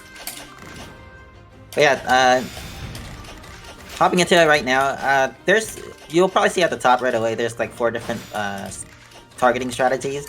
I typically leave it on attackers. It just targets the people that are attacking me. So if you were to switch it to badges, it would attack people who have badges. And what badges are is like power-up bonuses that you gain from knocking enough players out. Where once you knock out enough players, you get a damage boost, and that's what each badge would equate to 25% damage boost. And if you were to attack KOs, so up here, this targets people who are near the top of the field, where the game thinks that they're about to get knocked out. And I'm in trouble. No. Okay. And But yeah, just there's a. Yeah, go ahead. Yeah, just a heads up for everyone. You can see on the left side, Dormy has, I believe, the Fire Emblem skin, and you use the Kirby skin.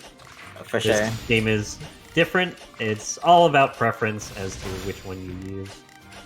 You can see both of these players more comfortable with each of these. Yeah, the themes don't actually give any in-game advantages. It's just purely aesthetics.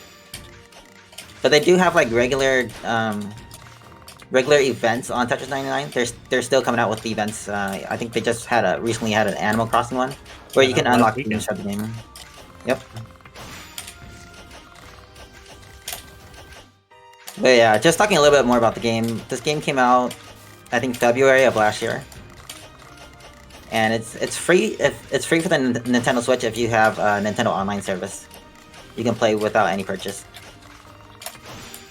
Yep, they have different events for skins, and they've also had events for Nintendo coins as well.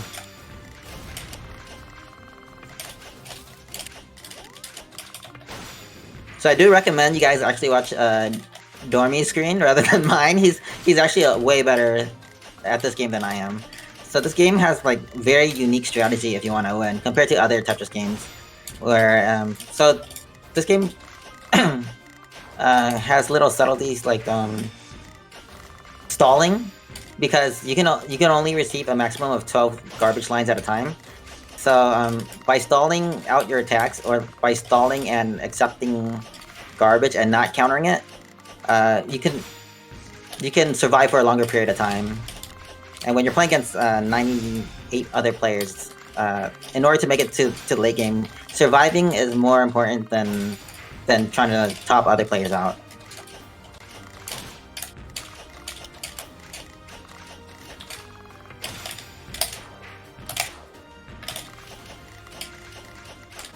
While we see you play through this, Blink, can you kind of just talk about your history with Tetris and, kind of what made you... My history with Tetris?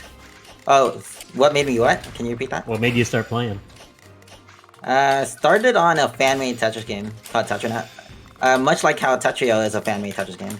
But this was like back in high school days, a long time ago. And yeah, my friends introduced me to the game, and I got hooked on it, and I never quit since. Like, it's always been one of those games that I've been playing off and on, and I can always come back to and still have fun with. Even if I've taken like maybe 3 to 6 month break, I can always come back and enjoy it again.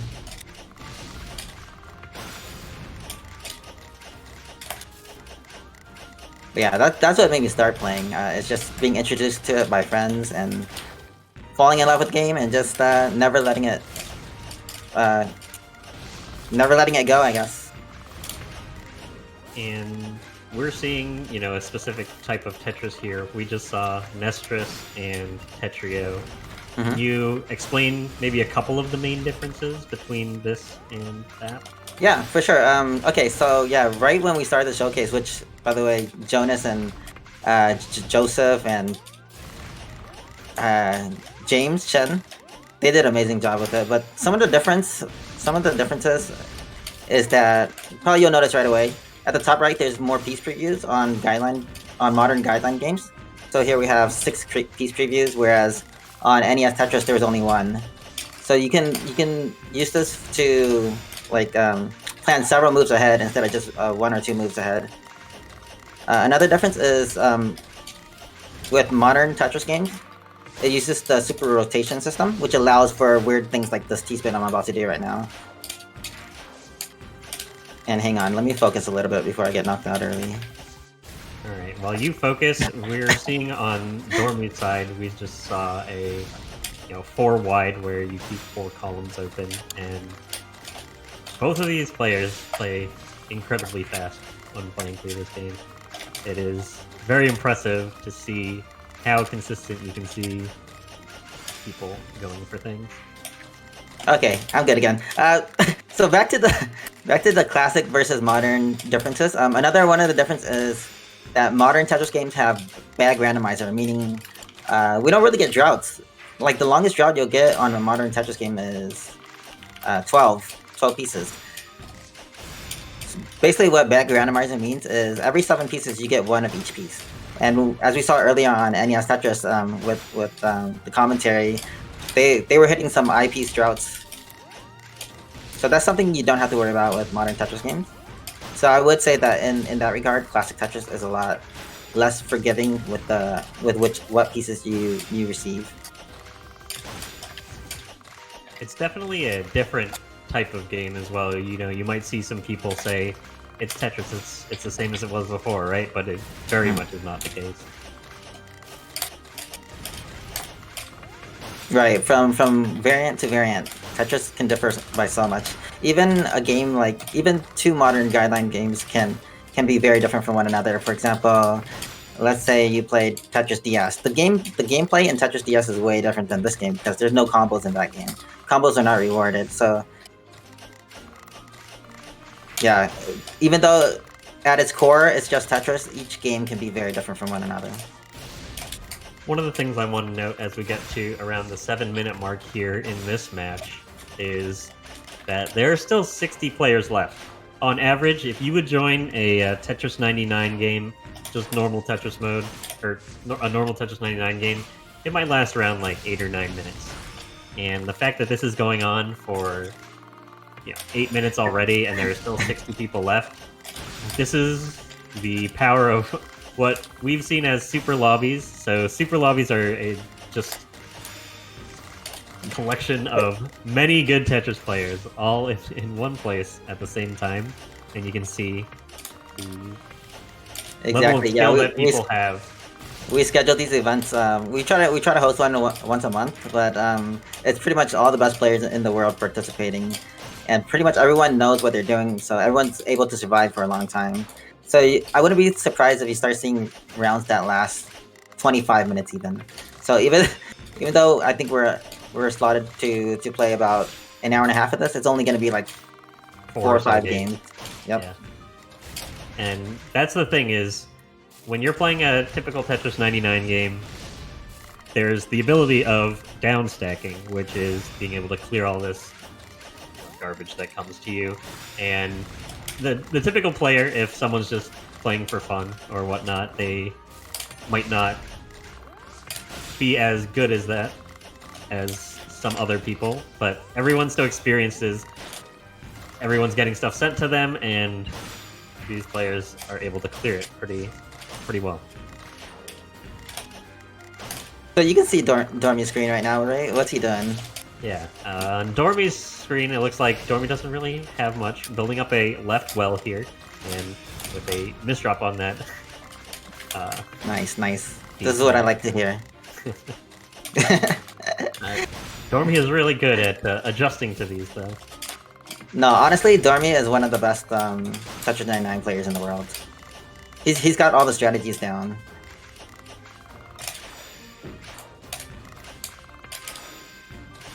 He was telling me, like, if I want to get better at this game, I definitely need to stall, but as you guys can see, I just play. I just spam out the back-to-backs. Just play.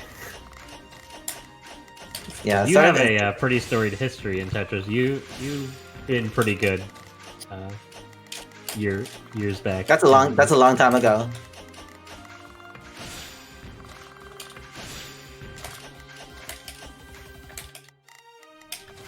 You've seen the growth of the Tetris community quite a bit in the time that you've been around, right?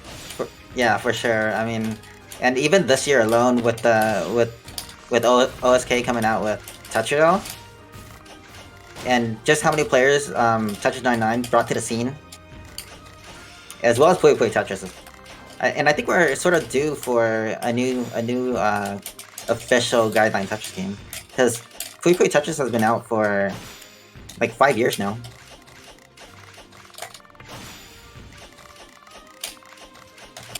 Yeah, one of the old school that's still remaining.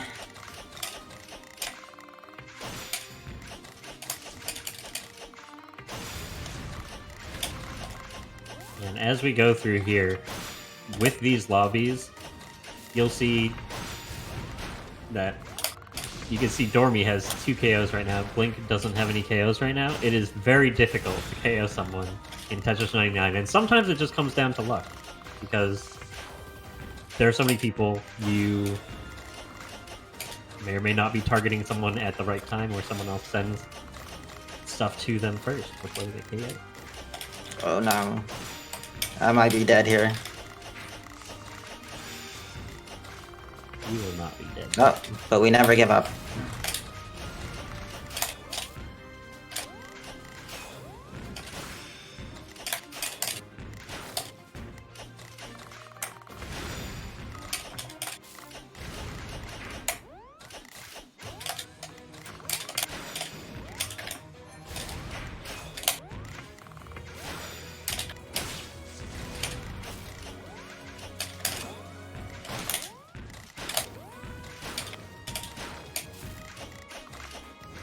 And now we've just passed the 50-player mark in this Tetris 99 game.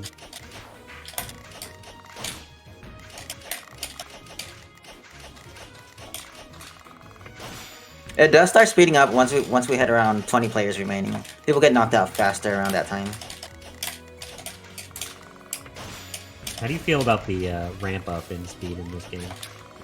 Oh yeah, something we didn't even mention. As the amount of players decreases, the gravity starts increasing in this game. So near the end of this, it's going to be pretty close to 20G gravity. And if we were playing a different mode called Invictus mode, which is a mode that unlocks once you earned at least one win in this normal mode that we're playing now, the gravity would actually reach 20G, meaning the pieces spawn all the way at the bottom of the field. Once there's 10 players remaining. I forgot to mention, like, one of the things that differs this game from classic Tetris that I've been using a bunch of times this game is the hold piece that you see on the top left of the screen. That lets you store away a piece. Let's say you don't have a good place to put it, or you want to save like a T piece or an I piece later for damage.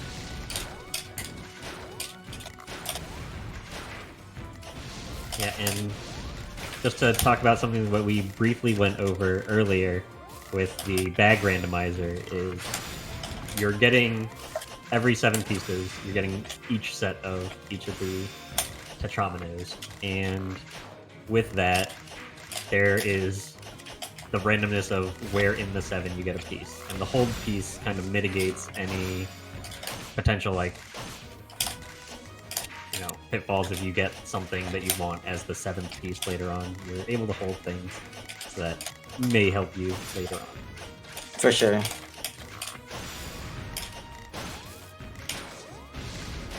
So right now, I do have one badge at least, so I'm at 25% damage boost. You can see at the bottom right of the screen. And we're down to 21 players remaining. And here come the spikes.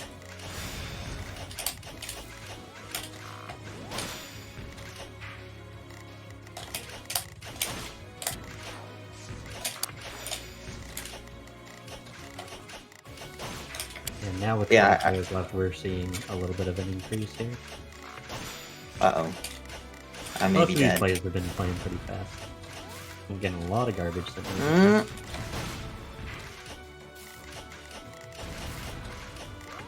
I did see on Twitter a lot of tweets from Japanese players about how they were going to participate today. Like some of the strong ones. So kind of interested to see what the leaderboard looks like at the end.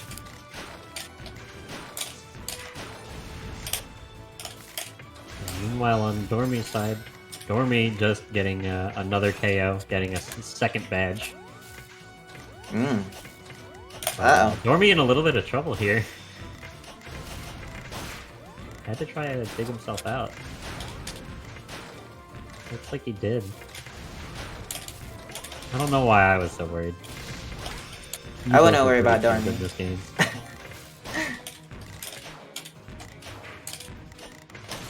I think once Dormy gets in trouble, you're gonna start seeing that stalling tactic on his side of the screen, where he just keeps his incoming garbage at the 12 limit, while people just continually send him lines and waste their offensive attacks.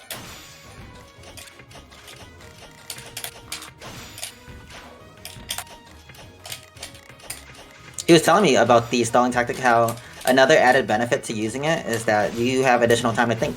Like, as you're stalling and rotating your pieces over and over, yeah, you can plan your next moves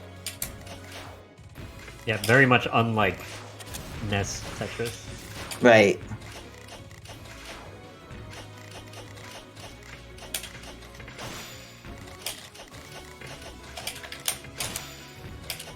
And now we're getting into the area of top 10. Both of these players still alive, so thank you, Blink, for staying alive. Glad I picked you.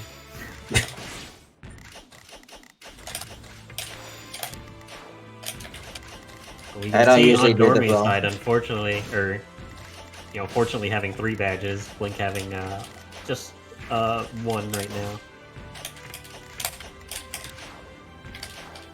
Right, so with 3 badges, he has a 75% damage boost. Another way you can earn badges is by knocking out someone who has badges. So let's say I was to knock out Dormy, I would earn all the badges he has right now. So that 75% damage boost would go to me and to give me 100. Dormy getting a lot Oh, of crap. garbage. Blink also getting a lot of Okay. garbage. And unfortunately with that misdrop, Blink taking the fall there. Do you want to scroll down all the way to the bottom of the list and then start going up? Sure. Like, go through the names and, from the bottom, see which ones are familiar to you. Okay. And while you do that, Dormy here, getting a lot of garbage sent, trying to figure out what to do. I do recognize Riddick and Lyric and Meep.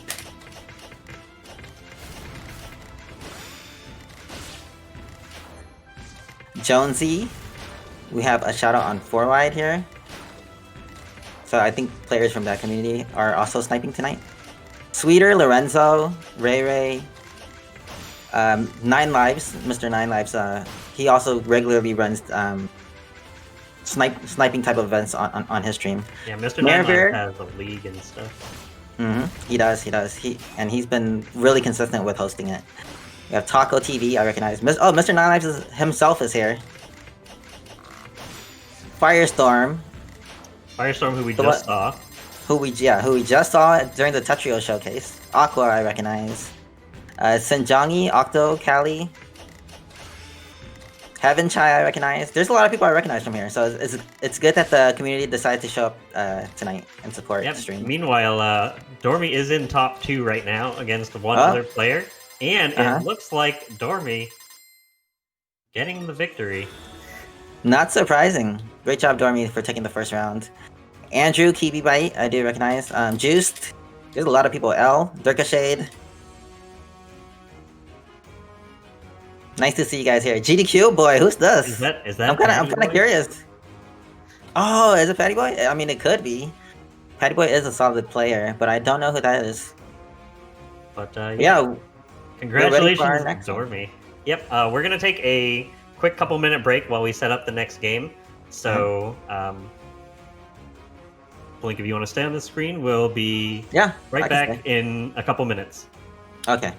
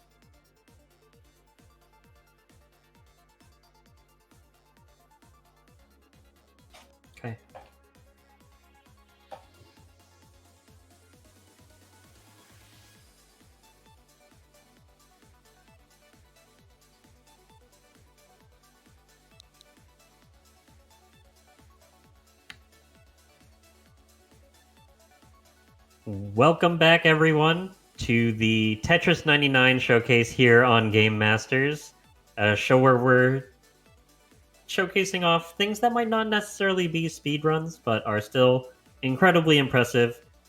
We are getting into our second game right now. We're of either 4 or, if they go short, maybe another 1 or 2. But the way this works, everyone get your Switch ready to input a code for this next game. And we're going to be having Blink and Dormy. Congratulations, Dormy, on winning the first game, and Blink getting, I believe, 5th place, was it? Yeah, that's right. Yep. So, we'll see who can win the next game. If everyone's ready in chat, we're going to get both of these players underway here. I'm going to input the code, and you're going to type it in and enter the game right now. And Okay. I am going to be typing it in chat. So, there is that. And hopefully everyone else is ready as well. I'm in. Yeah, make sure you guys are joining the regular lobby, not Invictus. Yep. Normal lobbies. I don't even think Invictus has a password. Oh, not the team lobby then. Yep. So while we get this queue underway, a couple quick announcements.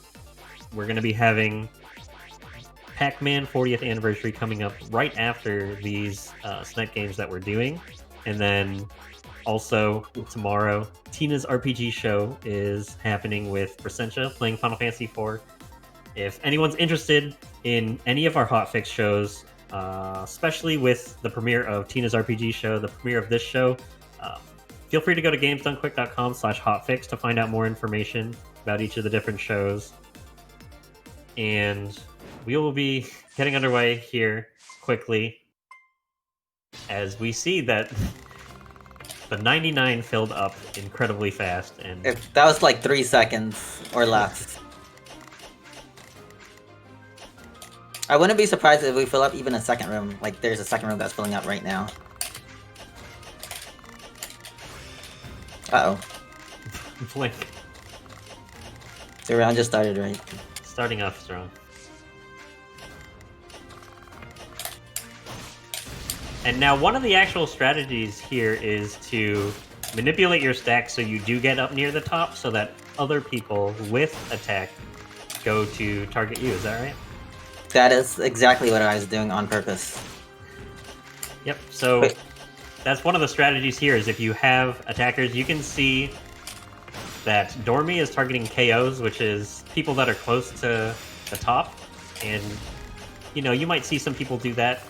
If you do have multiple people attacking you, each line that you clear is worth more in terms of like how much it clears and how much that would deal to those attackers if you do have many.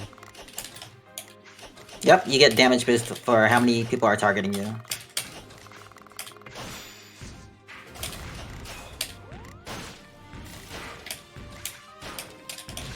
So yeah, it's a very viable strategy at the start of the game to just stack near the top, because that way you have all the people who are targeting KOs.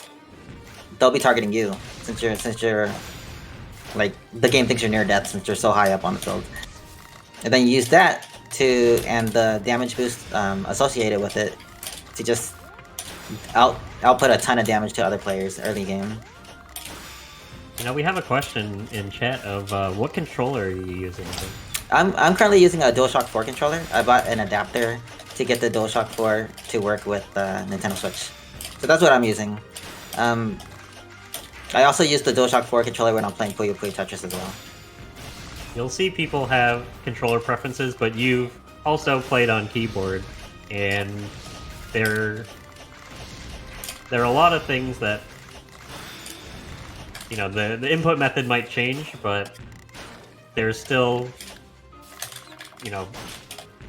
the Tetris skill's still there? Yeah, you need to have the skills to back up the input method. Right. So it might be down to preference, but you can adapt relatively easily if you're given a different input method.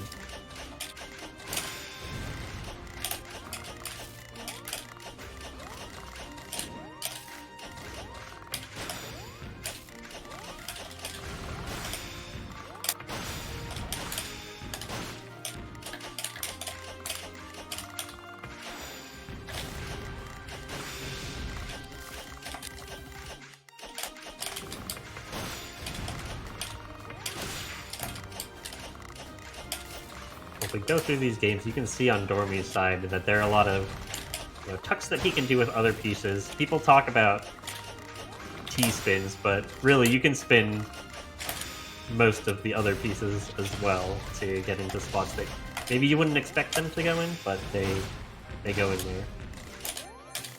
Yep, it's a good way to fix misdrops. Using just knowing the rotation system in general can get you out of a lot of trouble.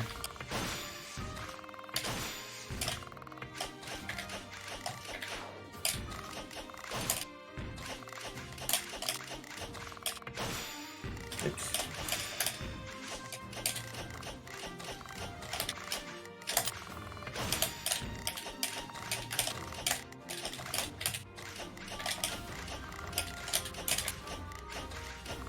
Someone's saying, except for the O piece. The unfortunate O piece.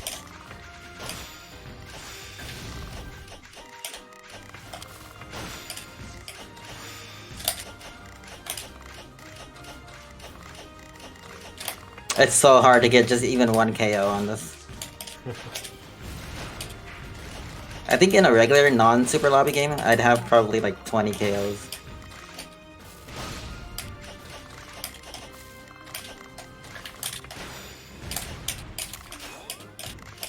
Yeah, it's very interesting to see the difference if someone just fires up the game, plays a couple matches, and then tries to jump in.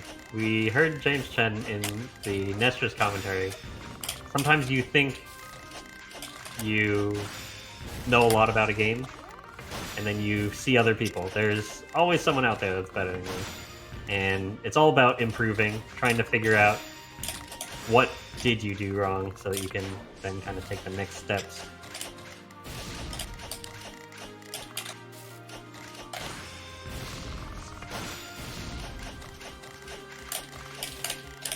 And also, it goes back to the fact that people have just improved at this game over the course of many years. It's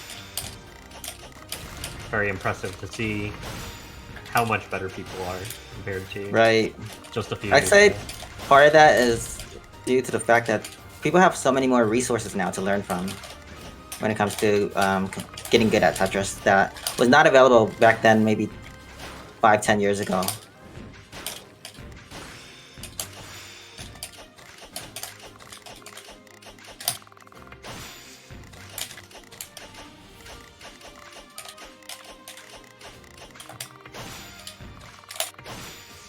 Oh.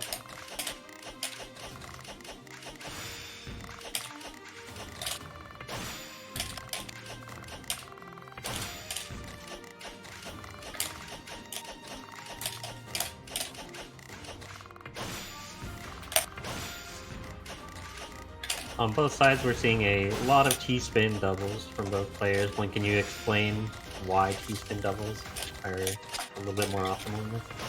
T-spin doubles help to maintain a mechanic called back-to-back, which I remember Dahl was talking about earlier during the Tetrio match. But back-to-back is a mechanic where if you chain your Tetrises and T-spins together, they deal one extra line of damage. So it's a good way to just keep your damage output up. Not to mention, since you are receiving only one T-piece every 7 pieces, you become a much more efficient player if you can turn that into a T-spin, as opposed to using that T-piece within your stack.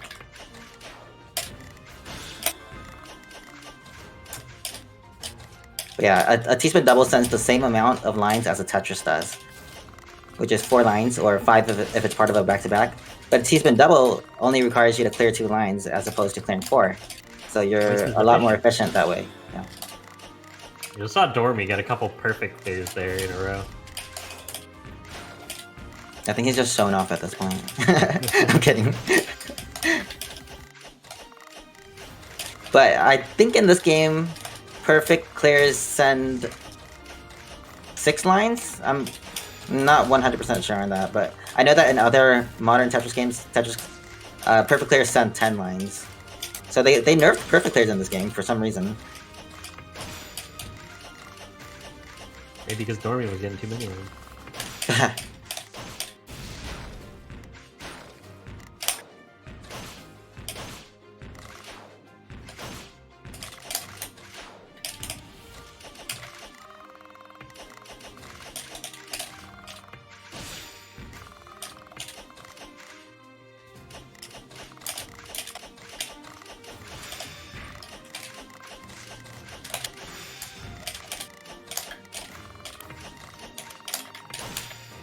Uh-oh.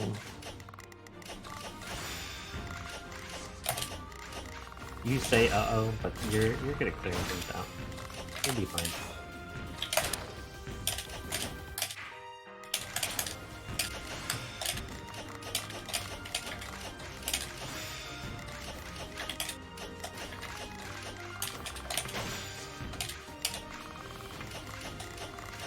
Someone's asking in chat who won game 1. Dormy was the victor on the left side.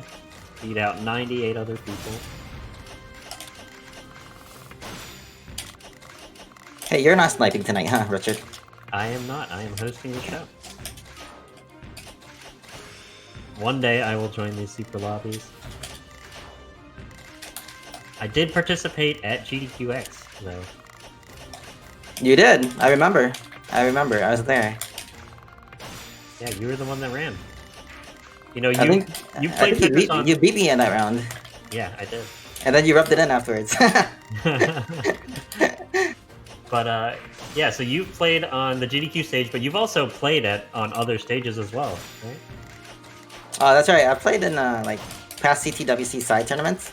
So some people don't know, but CTWC they also held some tournaments in the past for guideline Tetris games. So it wasn't only CTWC standing for the Classic Tetris World Championship. Right. For anyone out there that is unaware.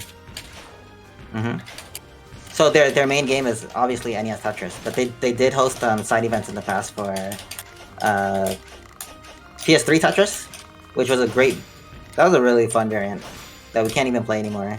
And then they also held it for Tetris Ultimate, which was not as great of a variant.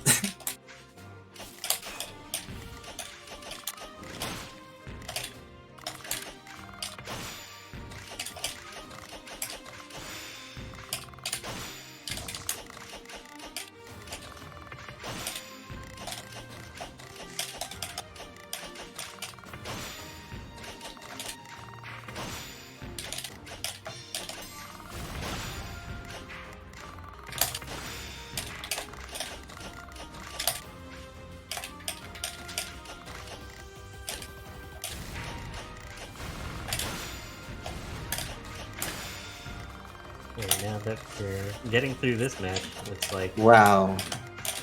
30 players eliminated right now, and no sign of slowing down for either of these teams. I'm starting to think this entire segment is gonna be like 3-4 games. Oh, but we are planning to play teams mode after this, which is a lot more fun in my opinion. Yeah, there are a few different modes in Tetris 99. This is just the standard. If you open up Tetris 99, this is the first thing that you can select. It's just the normal game mode of Tetris 99. And some of the other modes that there are, Invictus mode, Blink mentioned a little bit earlier, is if you've won a game, you can play that mode. You just need to win one game to be able to play that mode, so... Yeah, and the difference in that mode is things are a little bit faster. The timings are faster, and it actually reaches up to 20 G gravity towards the end of the match. Yep, and then the one that we'll be playing next is team mode, where there are 4 different teams that you can pick from when you join the match, and each of the teams play against the people in the other teams. But otherwise, it's basically the same thing. You're trying to beat out the people on the other teams.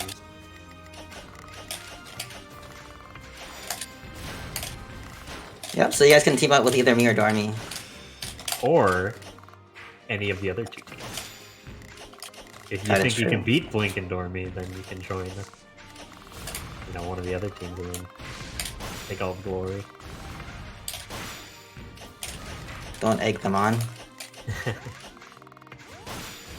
As you were saying before, there are a lot of impressive Tetris players in these lobbies, and you recognized quite a few of them as we were going down the list. It's very nice to see such a game be globally accepted, globally played. There are people all over. You see Dormy having French text here. It's not just people from any one place playing this game. It's people all over the world being able to play Tetris against a ton of other people. Right, I remember when this just came out, when this game just came out, and it was announced, I think during a Nintendo Direct, right? It was like all over Twitch. Yep. It brought so many new people to the scene.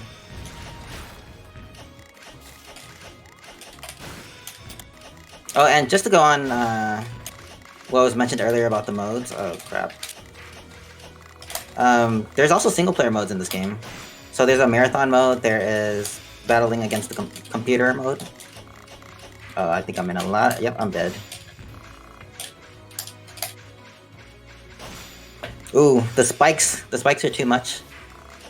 Alright, we see Blink here in 40th place. That's one of those situations where the stalling would have helped big time by like staggering my counters of the attacks.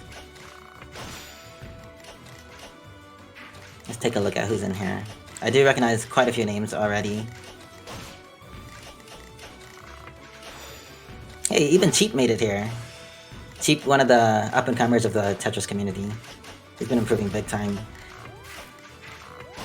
And as you mentioned, there are many FFRK. people entering the game now with renewed interest between this and games like Tetris Effect also that came out relatively Right. Can't believe I didn't even mention that. One of the most fun single-player variants of Tetris, I would say. There's a lot of different single-player modes in that one. And it's available for PS4 and the PC.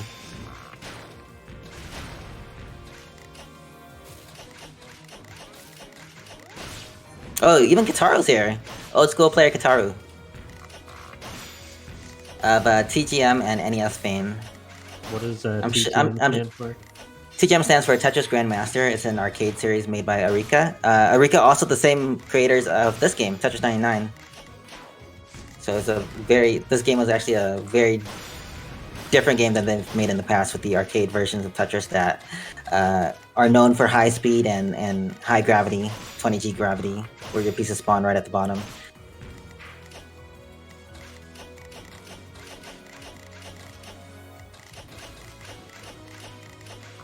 Yeah, a lot of strong players tonight. I do see a couple of forwarders. Outputting a ton of damage. Yep, and as you can see on the left side here, with 19 players left, I'm sorry, 18, it just happened. We see Dormy with 6 KOs, which is incredibly impressive in a snipe game like this. 7 KOs, I'm sorry, it just happened again. Skinda and Firestorm. Some big names just got knocked out. Jonesy and Dirkashade I keep seeing near the top of the pack of the leaderboard. One of the reasons why I like team mode in this game is once I am knocked out, I can actually watch other players, and they take up the middle screen. Yeah, it's an interesting addition that they made into the team mode variant that they haven't quite brought over to the normal variant of this game yet, but it is very cool to see when that happens.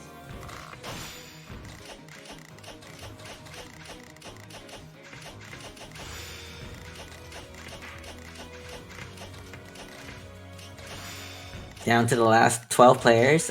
We do have 3 people with 75% badges damage boost. So 3 badges looks like the max right now. And then we have a couple of people struggling with either 25% or 50% damage. And towards the end of the game, if you're against a player with higher damage boost, then you're at such a heavy disadvantage. Yep, you're getting too much garbage at that point for you to be able to clear it and also send garbage to your opponents. So right. It gets very difficult for you to send anything, and they're clearing it very well. And let's say you do manage to get some garbage over to your opponent, they counter it much easier. Entering the top 10 here, looks like Dormy getting a KO and getting full badges now. Oh, I know which player he is on my screen then.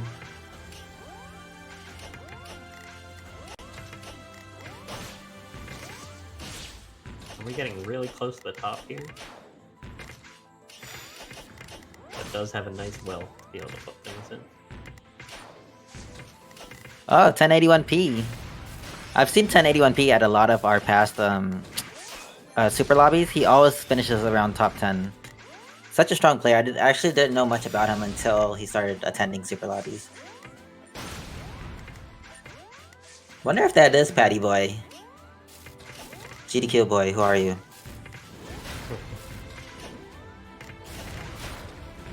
Patty Boy, another strong Tetris 99 player. Mm-hmm.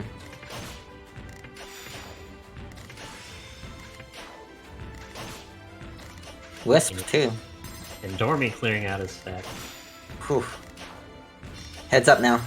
And targeting, yeah, it was targeting both of them because targeting Dormy with 11 KOs. We'll see if Dormy can clutch out another win here. He does have the advantage. He's against a player with 75% damage against his 100% full boost. Yep, you can see by those full circles there. So yeah, the thing that makes Dormy so dangerous at this, he spaces out his attacks in a way where they can't really stall too much. Like, he's got the strategy completely down on this game. I remember him like theory crafting when the game was first released for the first couple weeks.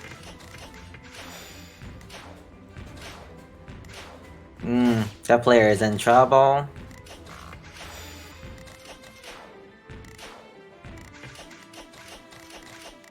Dormy's sitting pretty at the bottom.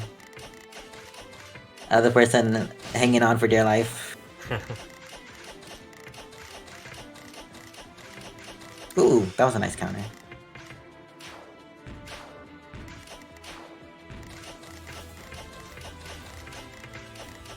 Yeah, the other player definitely knowing how to use the 12 damage max cap to their advantage as well. Can you explain that a little bit? So basically, at any time, you can only have 12 incoming lines of garbage. So let's say a player is continually spiking you, but you leave your garbage at 12 before countering. You basically nullify his attacks, any attacks that are above that 12 line limit.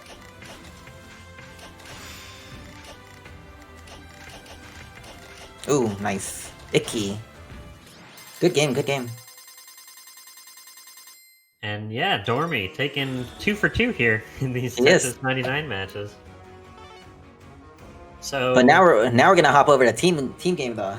Yep, we're just gonna take another quick couple minute break to set up the team snipe matches. So we're not going to be playing this normal mode right now after this break. We're going to be going to the team mode that is on the main screen. So be sure to switch over to that mode if you'd like to play. We'll be putting the number in chat again right after this break.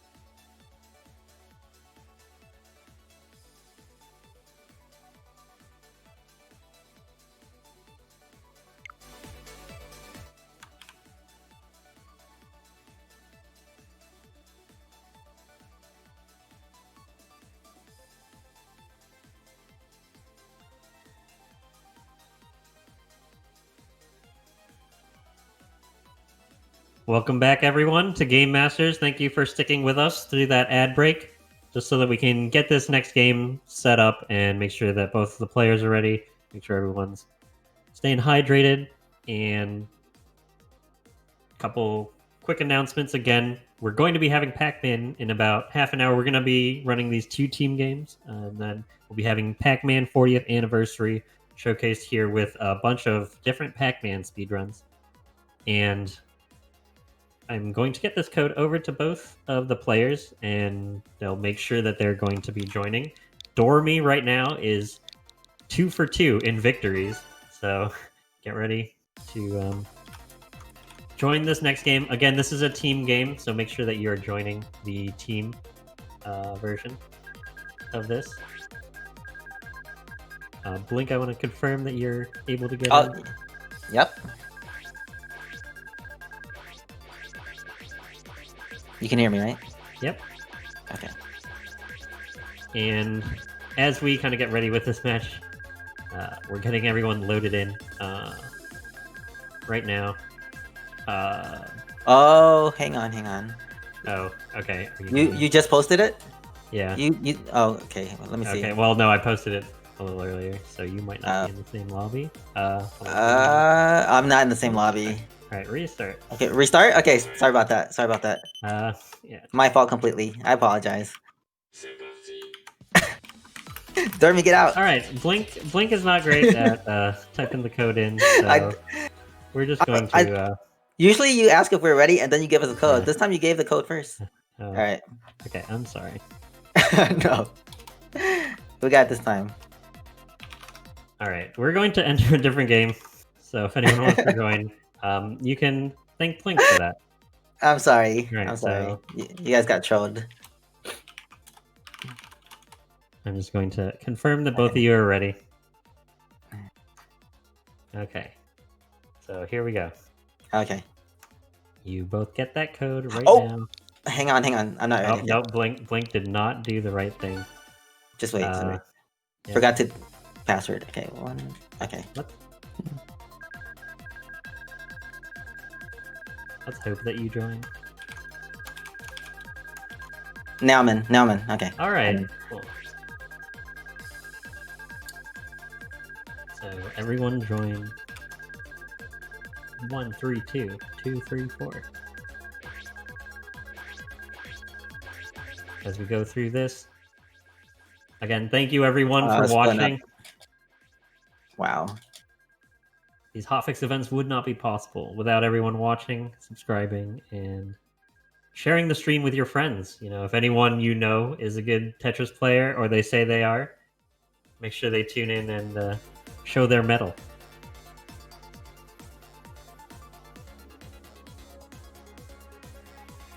For this first team game, we have just kind of random teams for both of these players. We'll try to get separated teams for them in the next game. We'll see how that goes. If you want to play against just these two.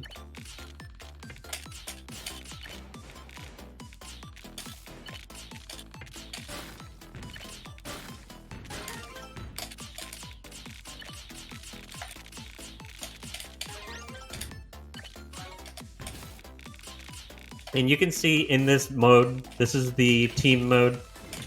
There are different colored teams. There's a red, green, yellow, and blue team. Each of these teams are playing with each other. So, for example, if there are 5 people on the red team left at the end of the game, then the game would not continue. It's just kind of based on which color team wins.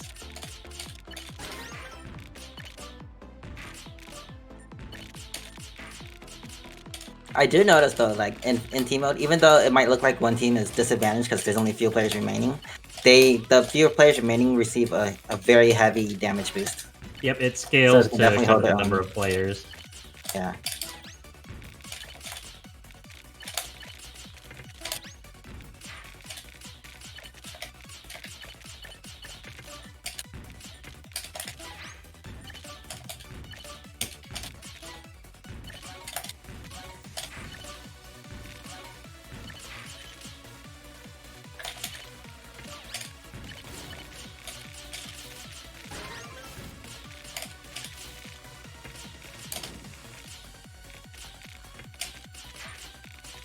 I think in team mode, they don't let you change your theme either. It puts you on the default theme. What are your thoughts on this theme in comparison to some of the other skins, like the Kirby one that you're used to? Kirby one for me is the best one. This one I don't mind though. It's pretty good. I wish that this game let you mute the music though, because after playing hundreds and hundreds of Tetris 99 games, you do get tired of this music.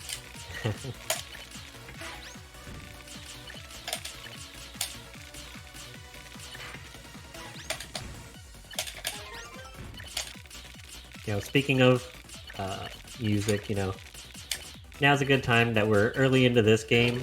You know, you like to listen to K-pop. You know, do you want to plug your channel a bit and talk about the hard drop community? Sure. I mean, I do stream a lot of Tetris on twitch.tv/harddrop, and the community itself. I think we mentioned at the start of the stream. It's a Tetris fan community. Doesn't matter what version of Tetris you play or how good you are. As long as you're a fan of Tetris, you're welcome to join. And we're located at discord.gg/harddrop. But yeah, we've been around for over 10 years now. It's been a long time. Seen a lot of different changes within the community, within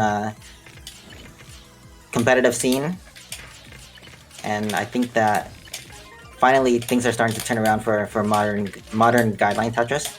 We're starting to pick up more attention.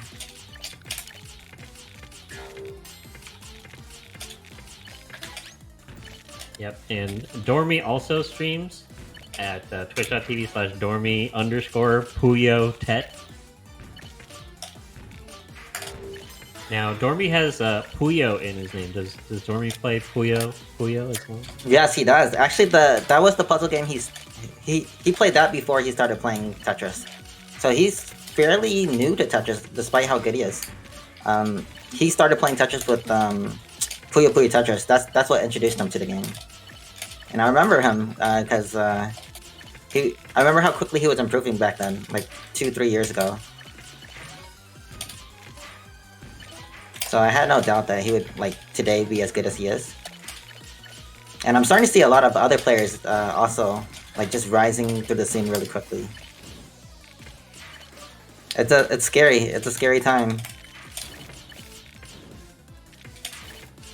Like, the youth of Tetris,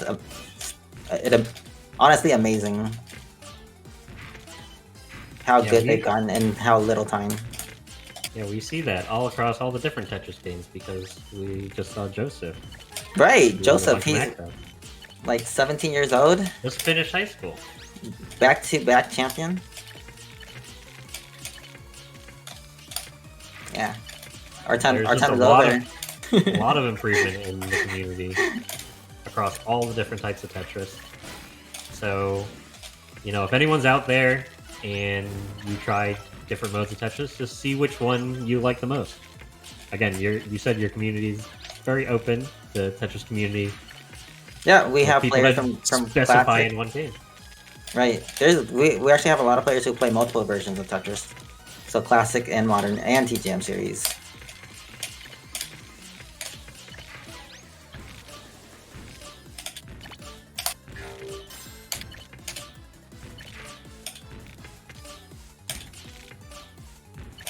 Uh-oh. Teammates, help me. Uh-oh.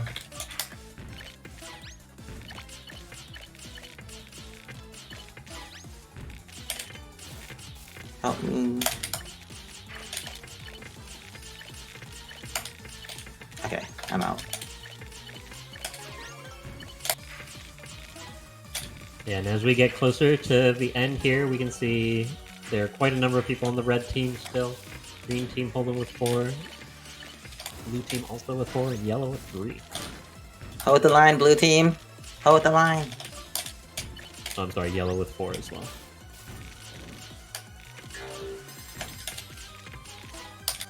Looks like Dormy has 6 KOs, Blink with 3. I'm dead. Alright. I let my team down. Okay, now, but good thing is you could actually watch other players now. Oh yes, so if you would like to showcase that functionality. I hope I thought I set up the button. There we go.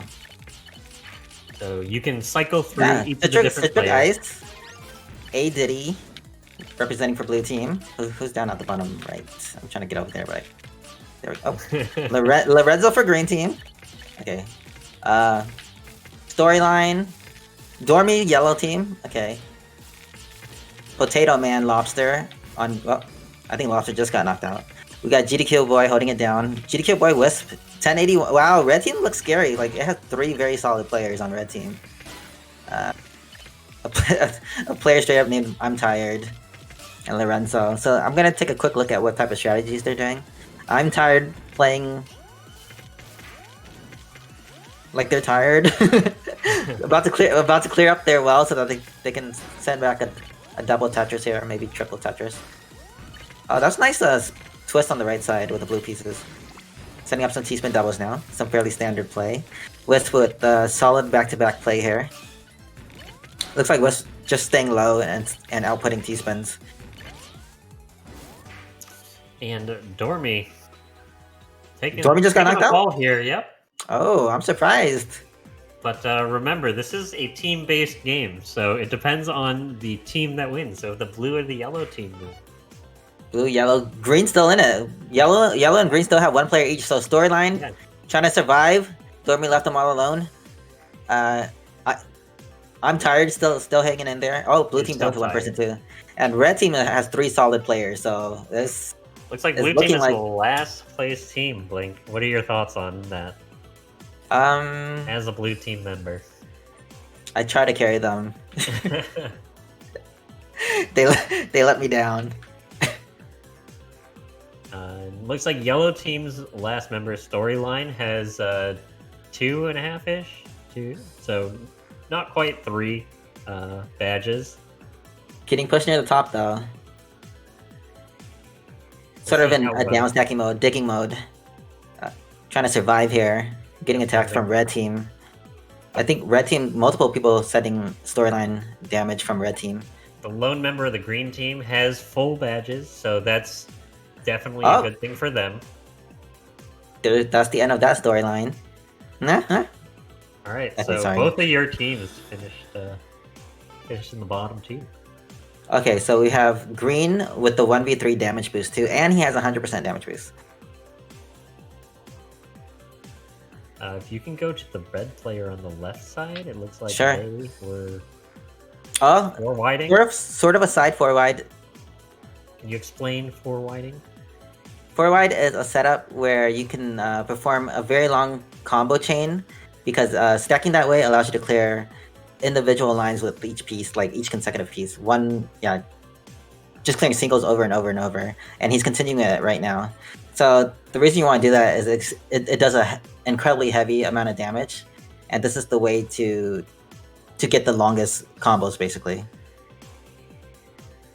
There's other methods of comboing, such as 3-wide and 2-wide, but a lot of times those type of combo setups, you're clearing 2 lines at a time, whereas with 4-wide, you're always clearing only 1 line at a time. And we'll see how long this game goes on for. And it looks like one of the players on the red team did get eliminated just then. So now it is 2v1 with red team and green team. It's that damage boost. This player is... Oh, that was a crazy spike.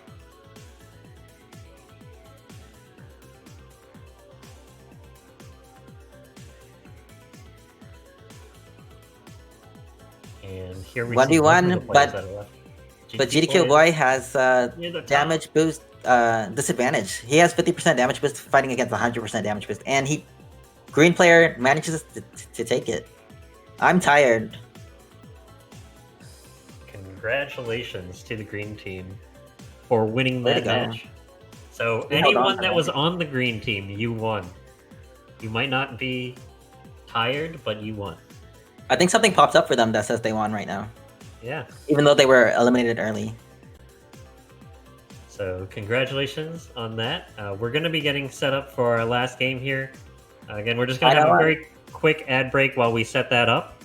So thank you everyone for watching. If anyone has Twitch Prime sub or would like to drop a sub, you can kind of sit through the ads and listen to this in-game music instead. But otherwise, we will be right back after this.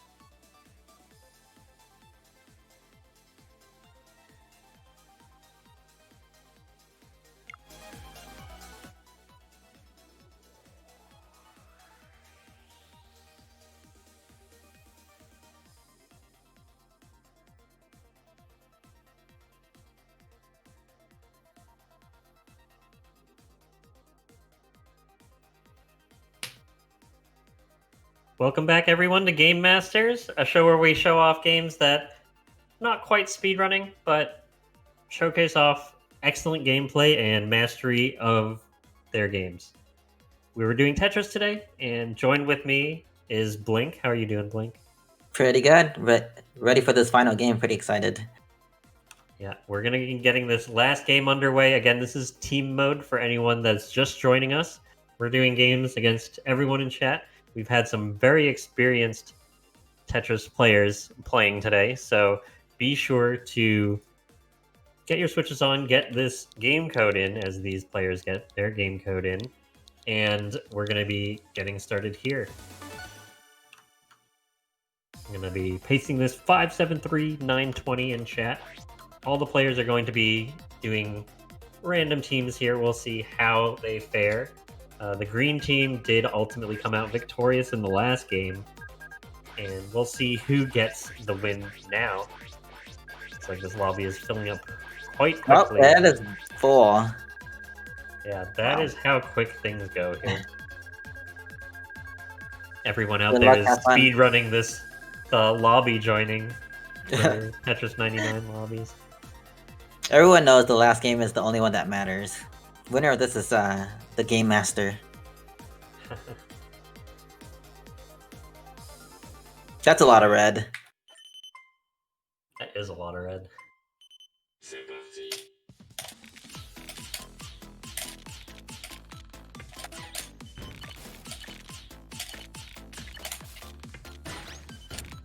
All right, as we get started here, Blink is going for a 6-3 stack, which is 6 columns of pieces to the left side and 3 to the right side. Can you explain a little bit about why you're doing that? Usually when the gap is on that 7th column, it allows for a lot more T-spin opportunities because you have 2 sides of the stack that you can like sort of level out and create that T-spin overhang. So you're gonna see experienced players do a lot of like either 6-3 or 7-2 type of builds early game, just so that they can have a very high amount of back-to-backs and T-spins. As opposed to, let's say you were stacking with your gap all the way on the right side. When you do something like that, all you're really allowing yourself to do is Tetris with the occasional T-spin here and there, with some type of awkward T-spin. But since the column's all the way on the side, you need eyepieces to put down there.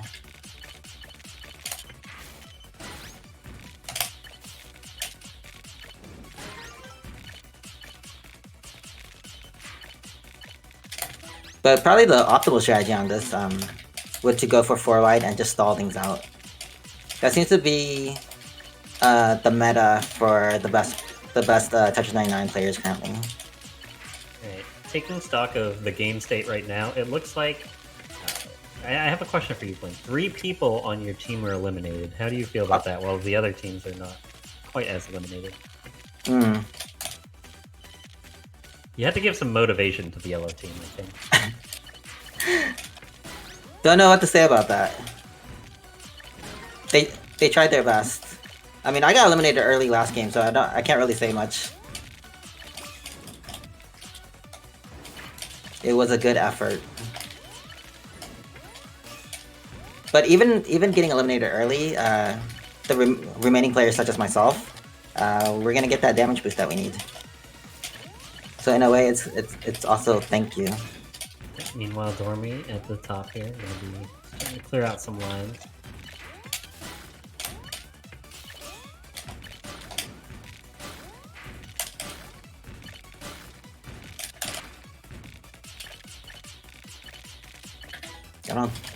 I try to do never mind, nothing. Trying to add suspense. I was gonna do like an eye spin, but I wasn't sure if I could even do it.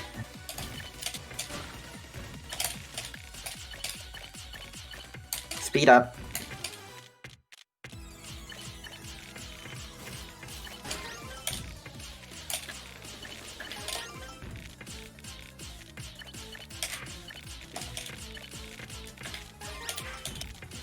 Looks like red team's holding pretty strong right now as well. Alright, gotta hold it down for yellow team. We've got numbers. We're doing okay. Red team is a full-on army.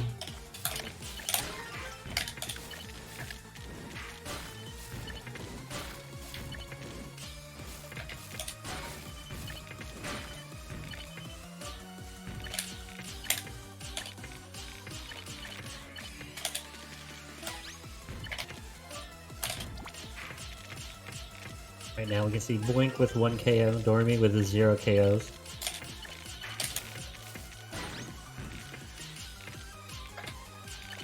Looks like the player with the most KOs right now, or the most number of badges, looks to be 2-ish on the board.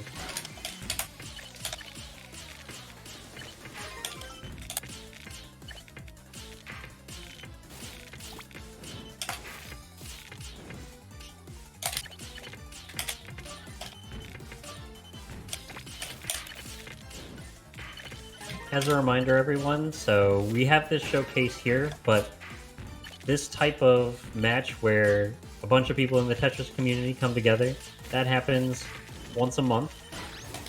It's typically on, what, Saturday? It's typically on a Saturday, once a month. And we announce it ahead of time. But it's not like a set Saturday where it's like first or second, third Saturday.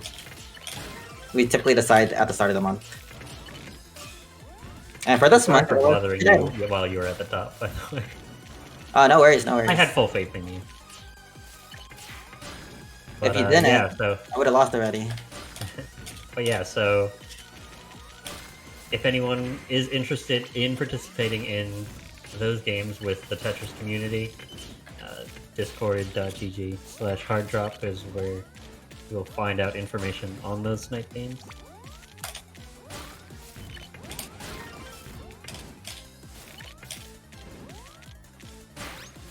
Yeah, we typically have a really good show out. Yeah, because you usually get full lobbies with that too, right? Yeah, we've been getting over probably 1.5 full lobbies. Nothing like today though, I'm sure. We got the GDQ hype behind this one. Which, by the way, thanks so much for allowing us to do this showcase. Yeah, thank you for showing off this game that you love, and I also happen to very much enjoy Tetris.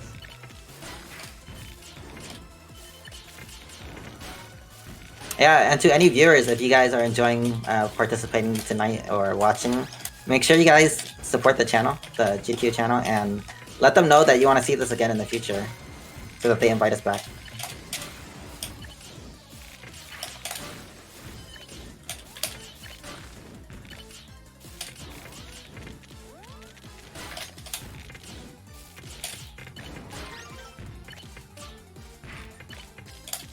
It's like Dormy paused for a second and has a bunch of people targeting him right now, and that's probably why a bunch of damage over.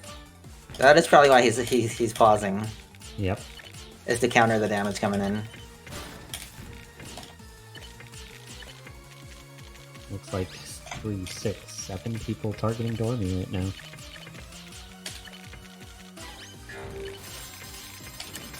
With Dormy getting 1 KO and getting 3 badges. Dang. And getting 3 more KOs. Just like that. And full badges for Dormy. Well. Dormy's one of 2 players left on the green team. It looks like the red team's been whittled down to 3. Yellow team also at 3. And 1 standout on the blue team.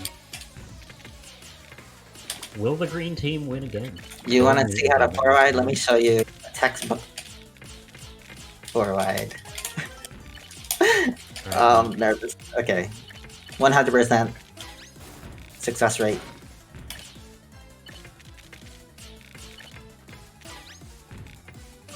And you can see that. Good enough. Good enough.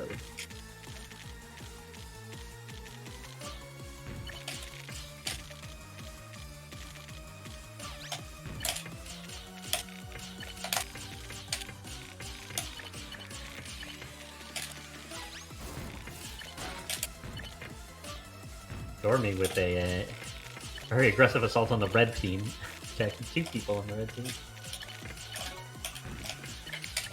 Blink targeting Dormy's ally here, the other lone person on the green team.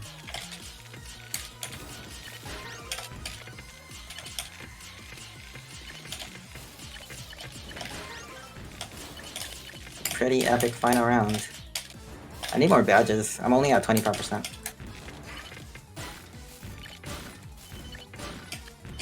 Yeah, it looks like the blue team has someone with 3 badges. That person on the blue team is eliminated though. And the people with the most badges are Dormy, and then one person on the red team right now with 3. Oh, the other person on the yellow team as well also has 3.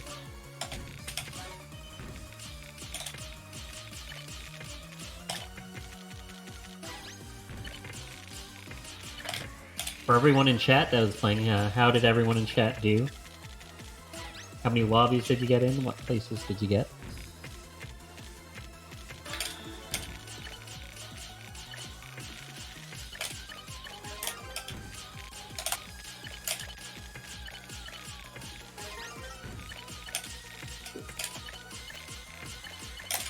That's strange. I don't think I've received any garbage in the longest.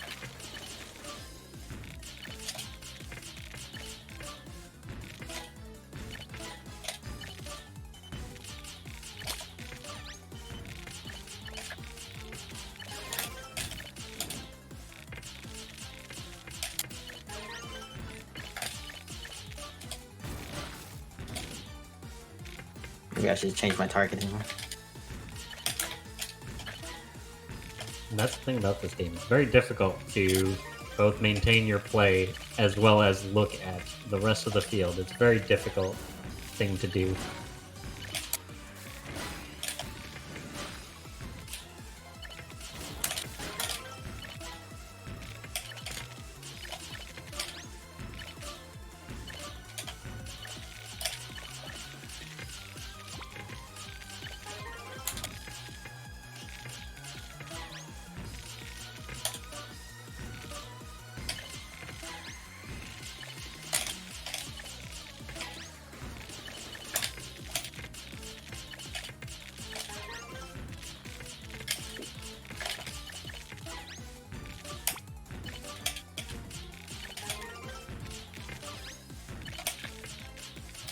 With this lobby, it looks like Blink is attacking the 2 members on the red team. Dormy is attacking one of the members on the red team. Red team looks to be in a little bit of a bind here with no players with 4 badges. They both have 1. So I think the red team is going to be eliminated pretty quickly here. And it'll actually be down to the green team and the yellow team after that. Blink versus Dormy, which is why we put them both here. It was completely planned, even though it wasn't. According to the script.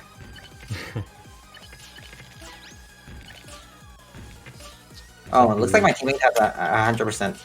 Yep, and Dormy is attacking the ally of your team right now. Uh-oh. So we'll see how your ally does.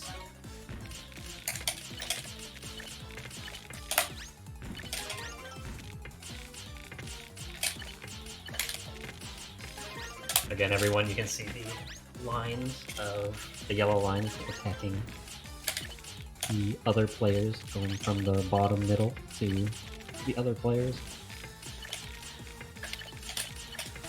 Your ally seems to be doing pretty well, though, keeping their stack fairly low down as Dormy sends all this stuff to them.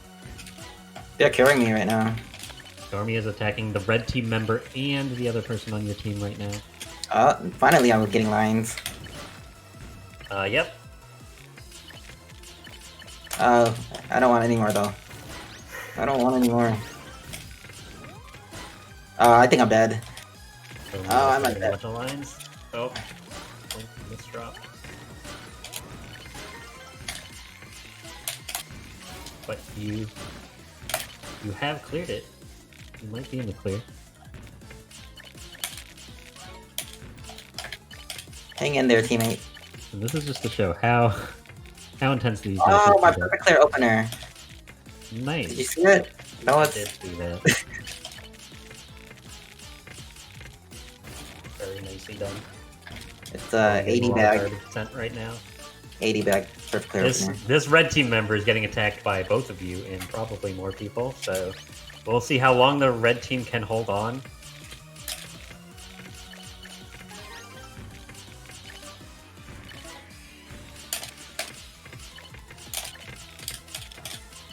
Oh.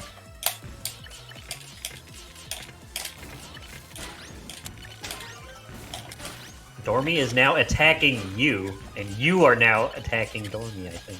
Yes, you are. You're attacking the rest of them. Oh, my teammate's dead? Yeah, your teammate is now been eliminated. So you are the last bastion for the yellow team. Easy. Okay, GG's. And it's this red team member versus Dormy Let's take a look here. and Dormy's ally.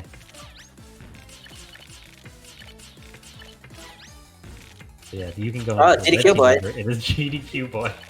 Holding I'll on leave it for on- I'll leave dear it on life red. here. Yeah. Let's go, GDQ boy. With Represent. One Oh, but badge. 25% damage boost against two 100%ers. And one of them is a Dormy. Can you believe how well they're doing with one badge right now? It's the timing and the using that 12 damage cap to your advantage. It allows you to survive a lot longer than you normally would think. It's quite impressive. That's why the people who have like the strategy down on this game and they know how to play it correctly, they're very, very difficult to beat. Yeah, we can see Problem two is- experienced players here. Problem is the other team knows how to play too. So Yeah. oh, never give up right here.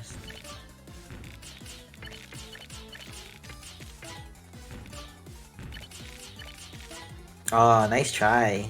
And Outfight. that is Congratulations it. to green team.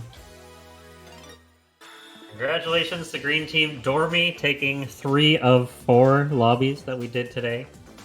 Oh, that was 1081p and Dormy. Congratulations to them. Any game, final guys. words, Blink? Any final shout-outs you want to give? Just thank you so much for the opportunity. Shout out to all the people, all the streamers today. So, Nubbins Goody, JDMFX, James Chen, Firestorm, Doll, QMK, Dormy, and thanks to GDQ for giving us the opportunity to stream in front of a larger audience than we normally would. And yeah, to anyone watching, yeah, if you guys liked what you saw, make sure you let GDQ know to invite us back in the future. All right. Thank you very much, Blink. That was the first episode of Game Masters, show where we highlight maybe things that aren't quite speedrunning, but still very impressive to see in gaming. We'll have our next episode the second Saturday of next month, or second Friday of next month. I'm sorry, misspoke. But thank you everyone for watching. We're gonna have a quick cut of the stream, and then we're gonna be restarting with the Pac-Man 40th anniversary. So be sure to stay tuned for that. And that's gonna be hosted by Author Blue. So thank you everyone, and have a good night. Good night.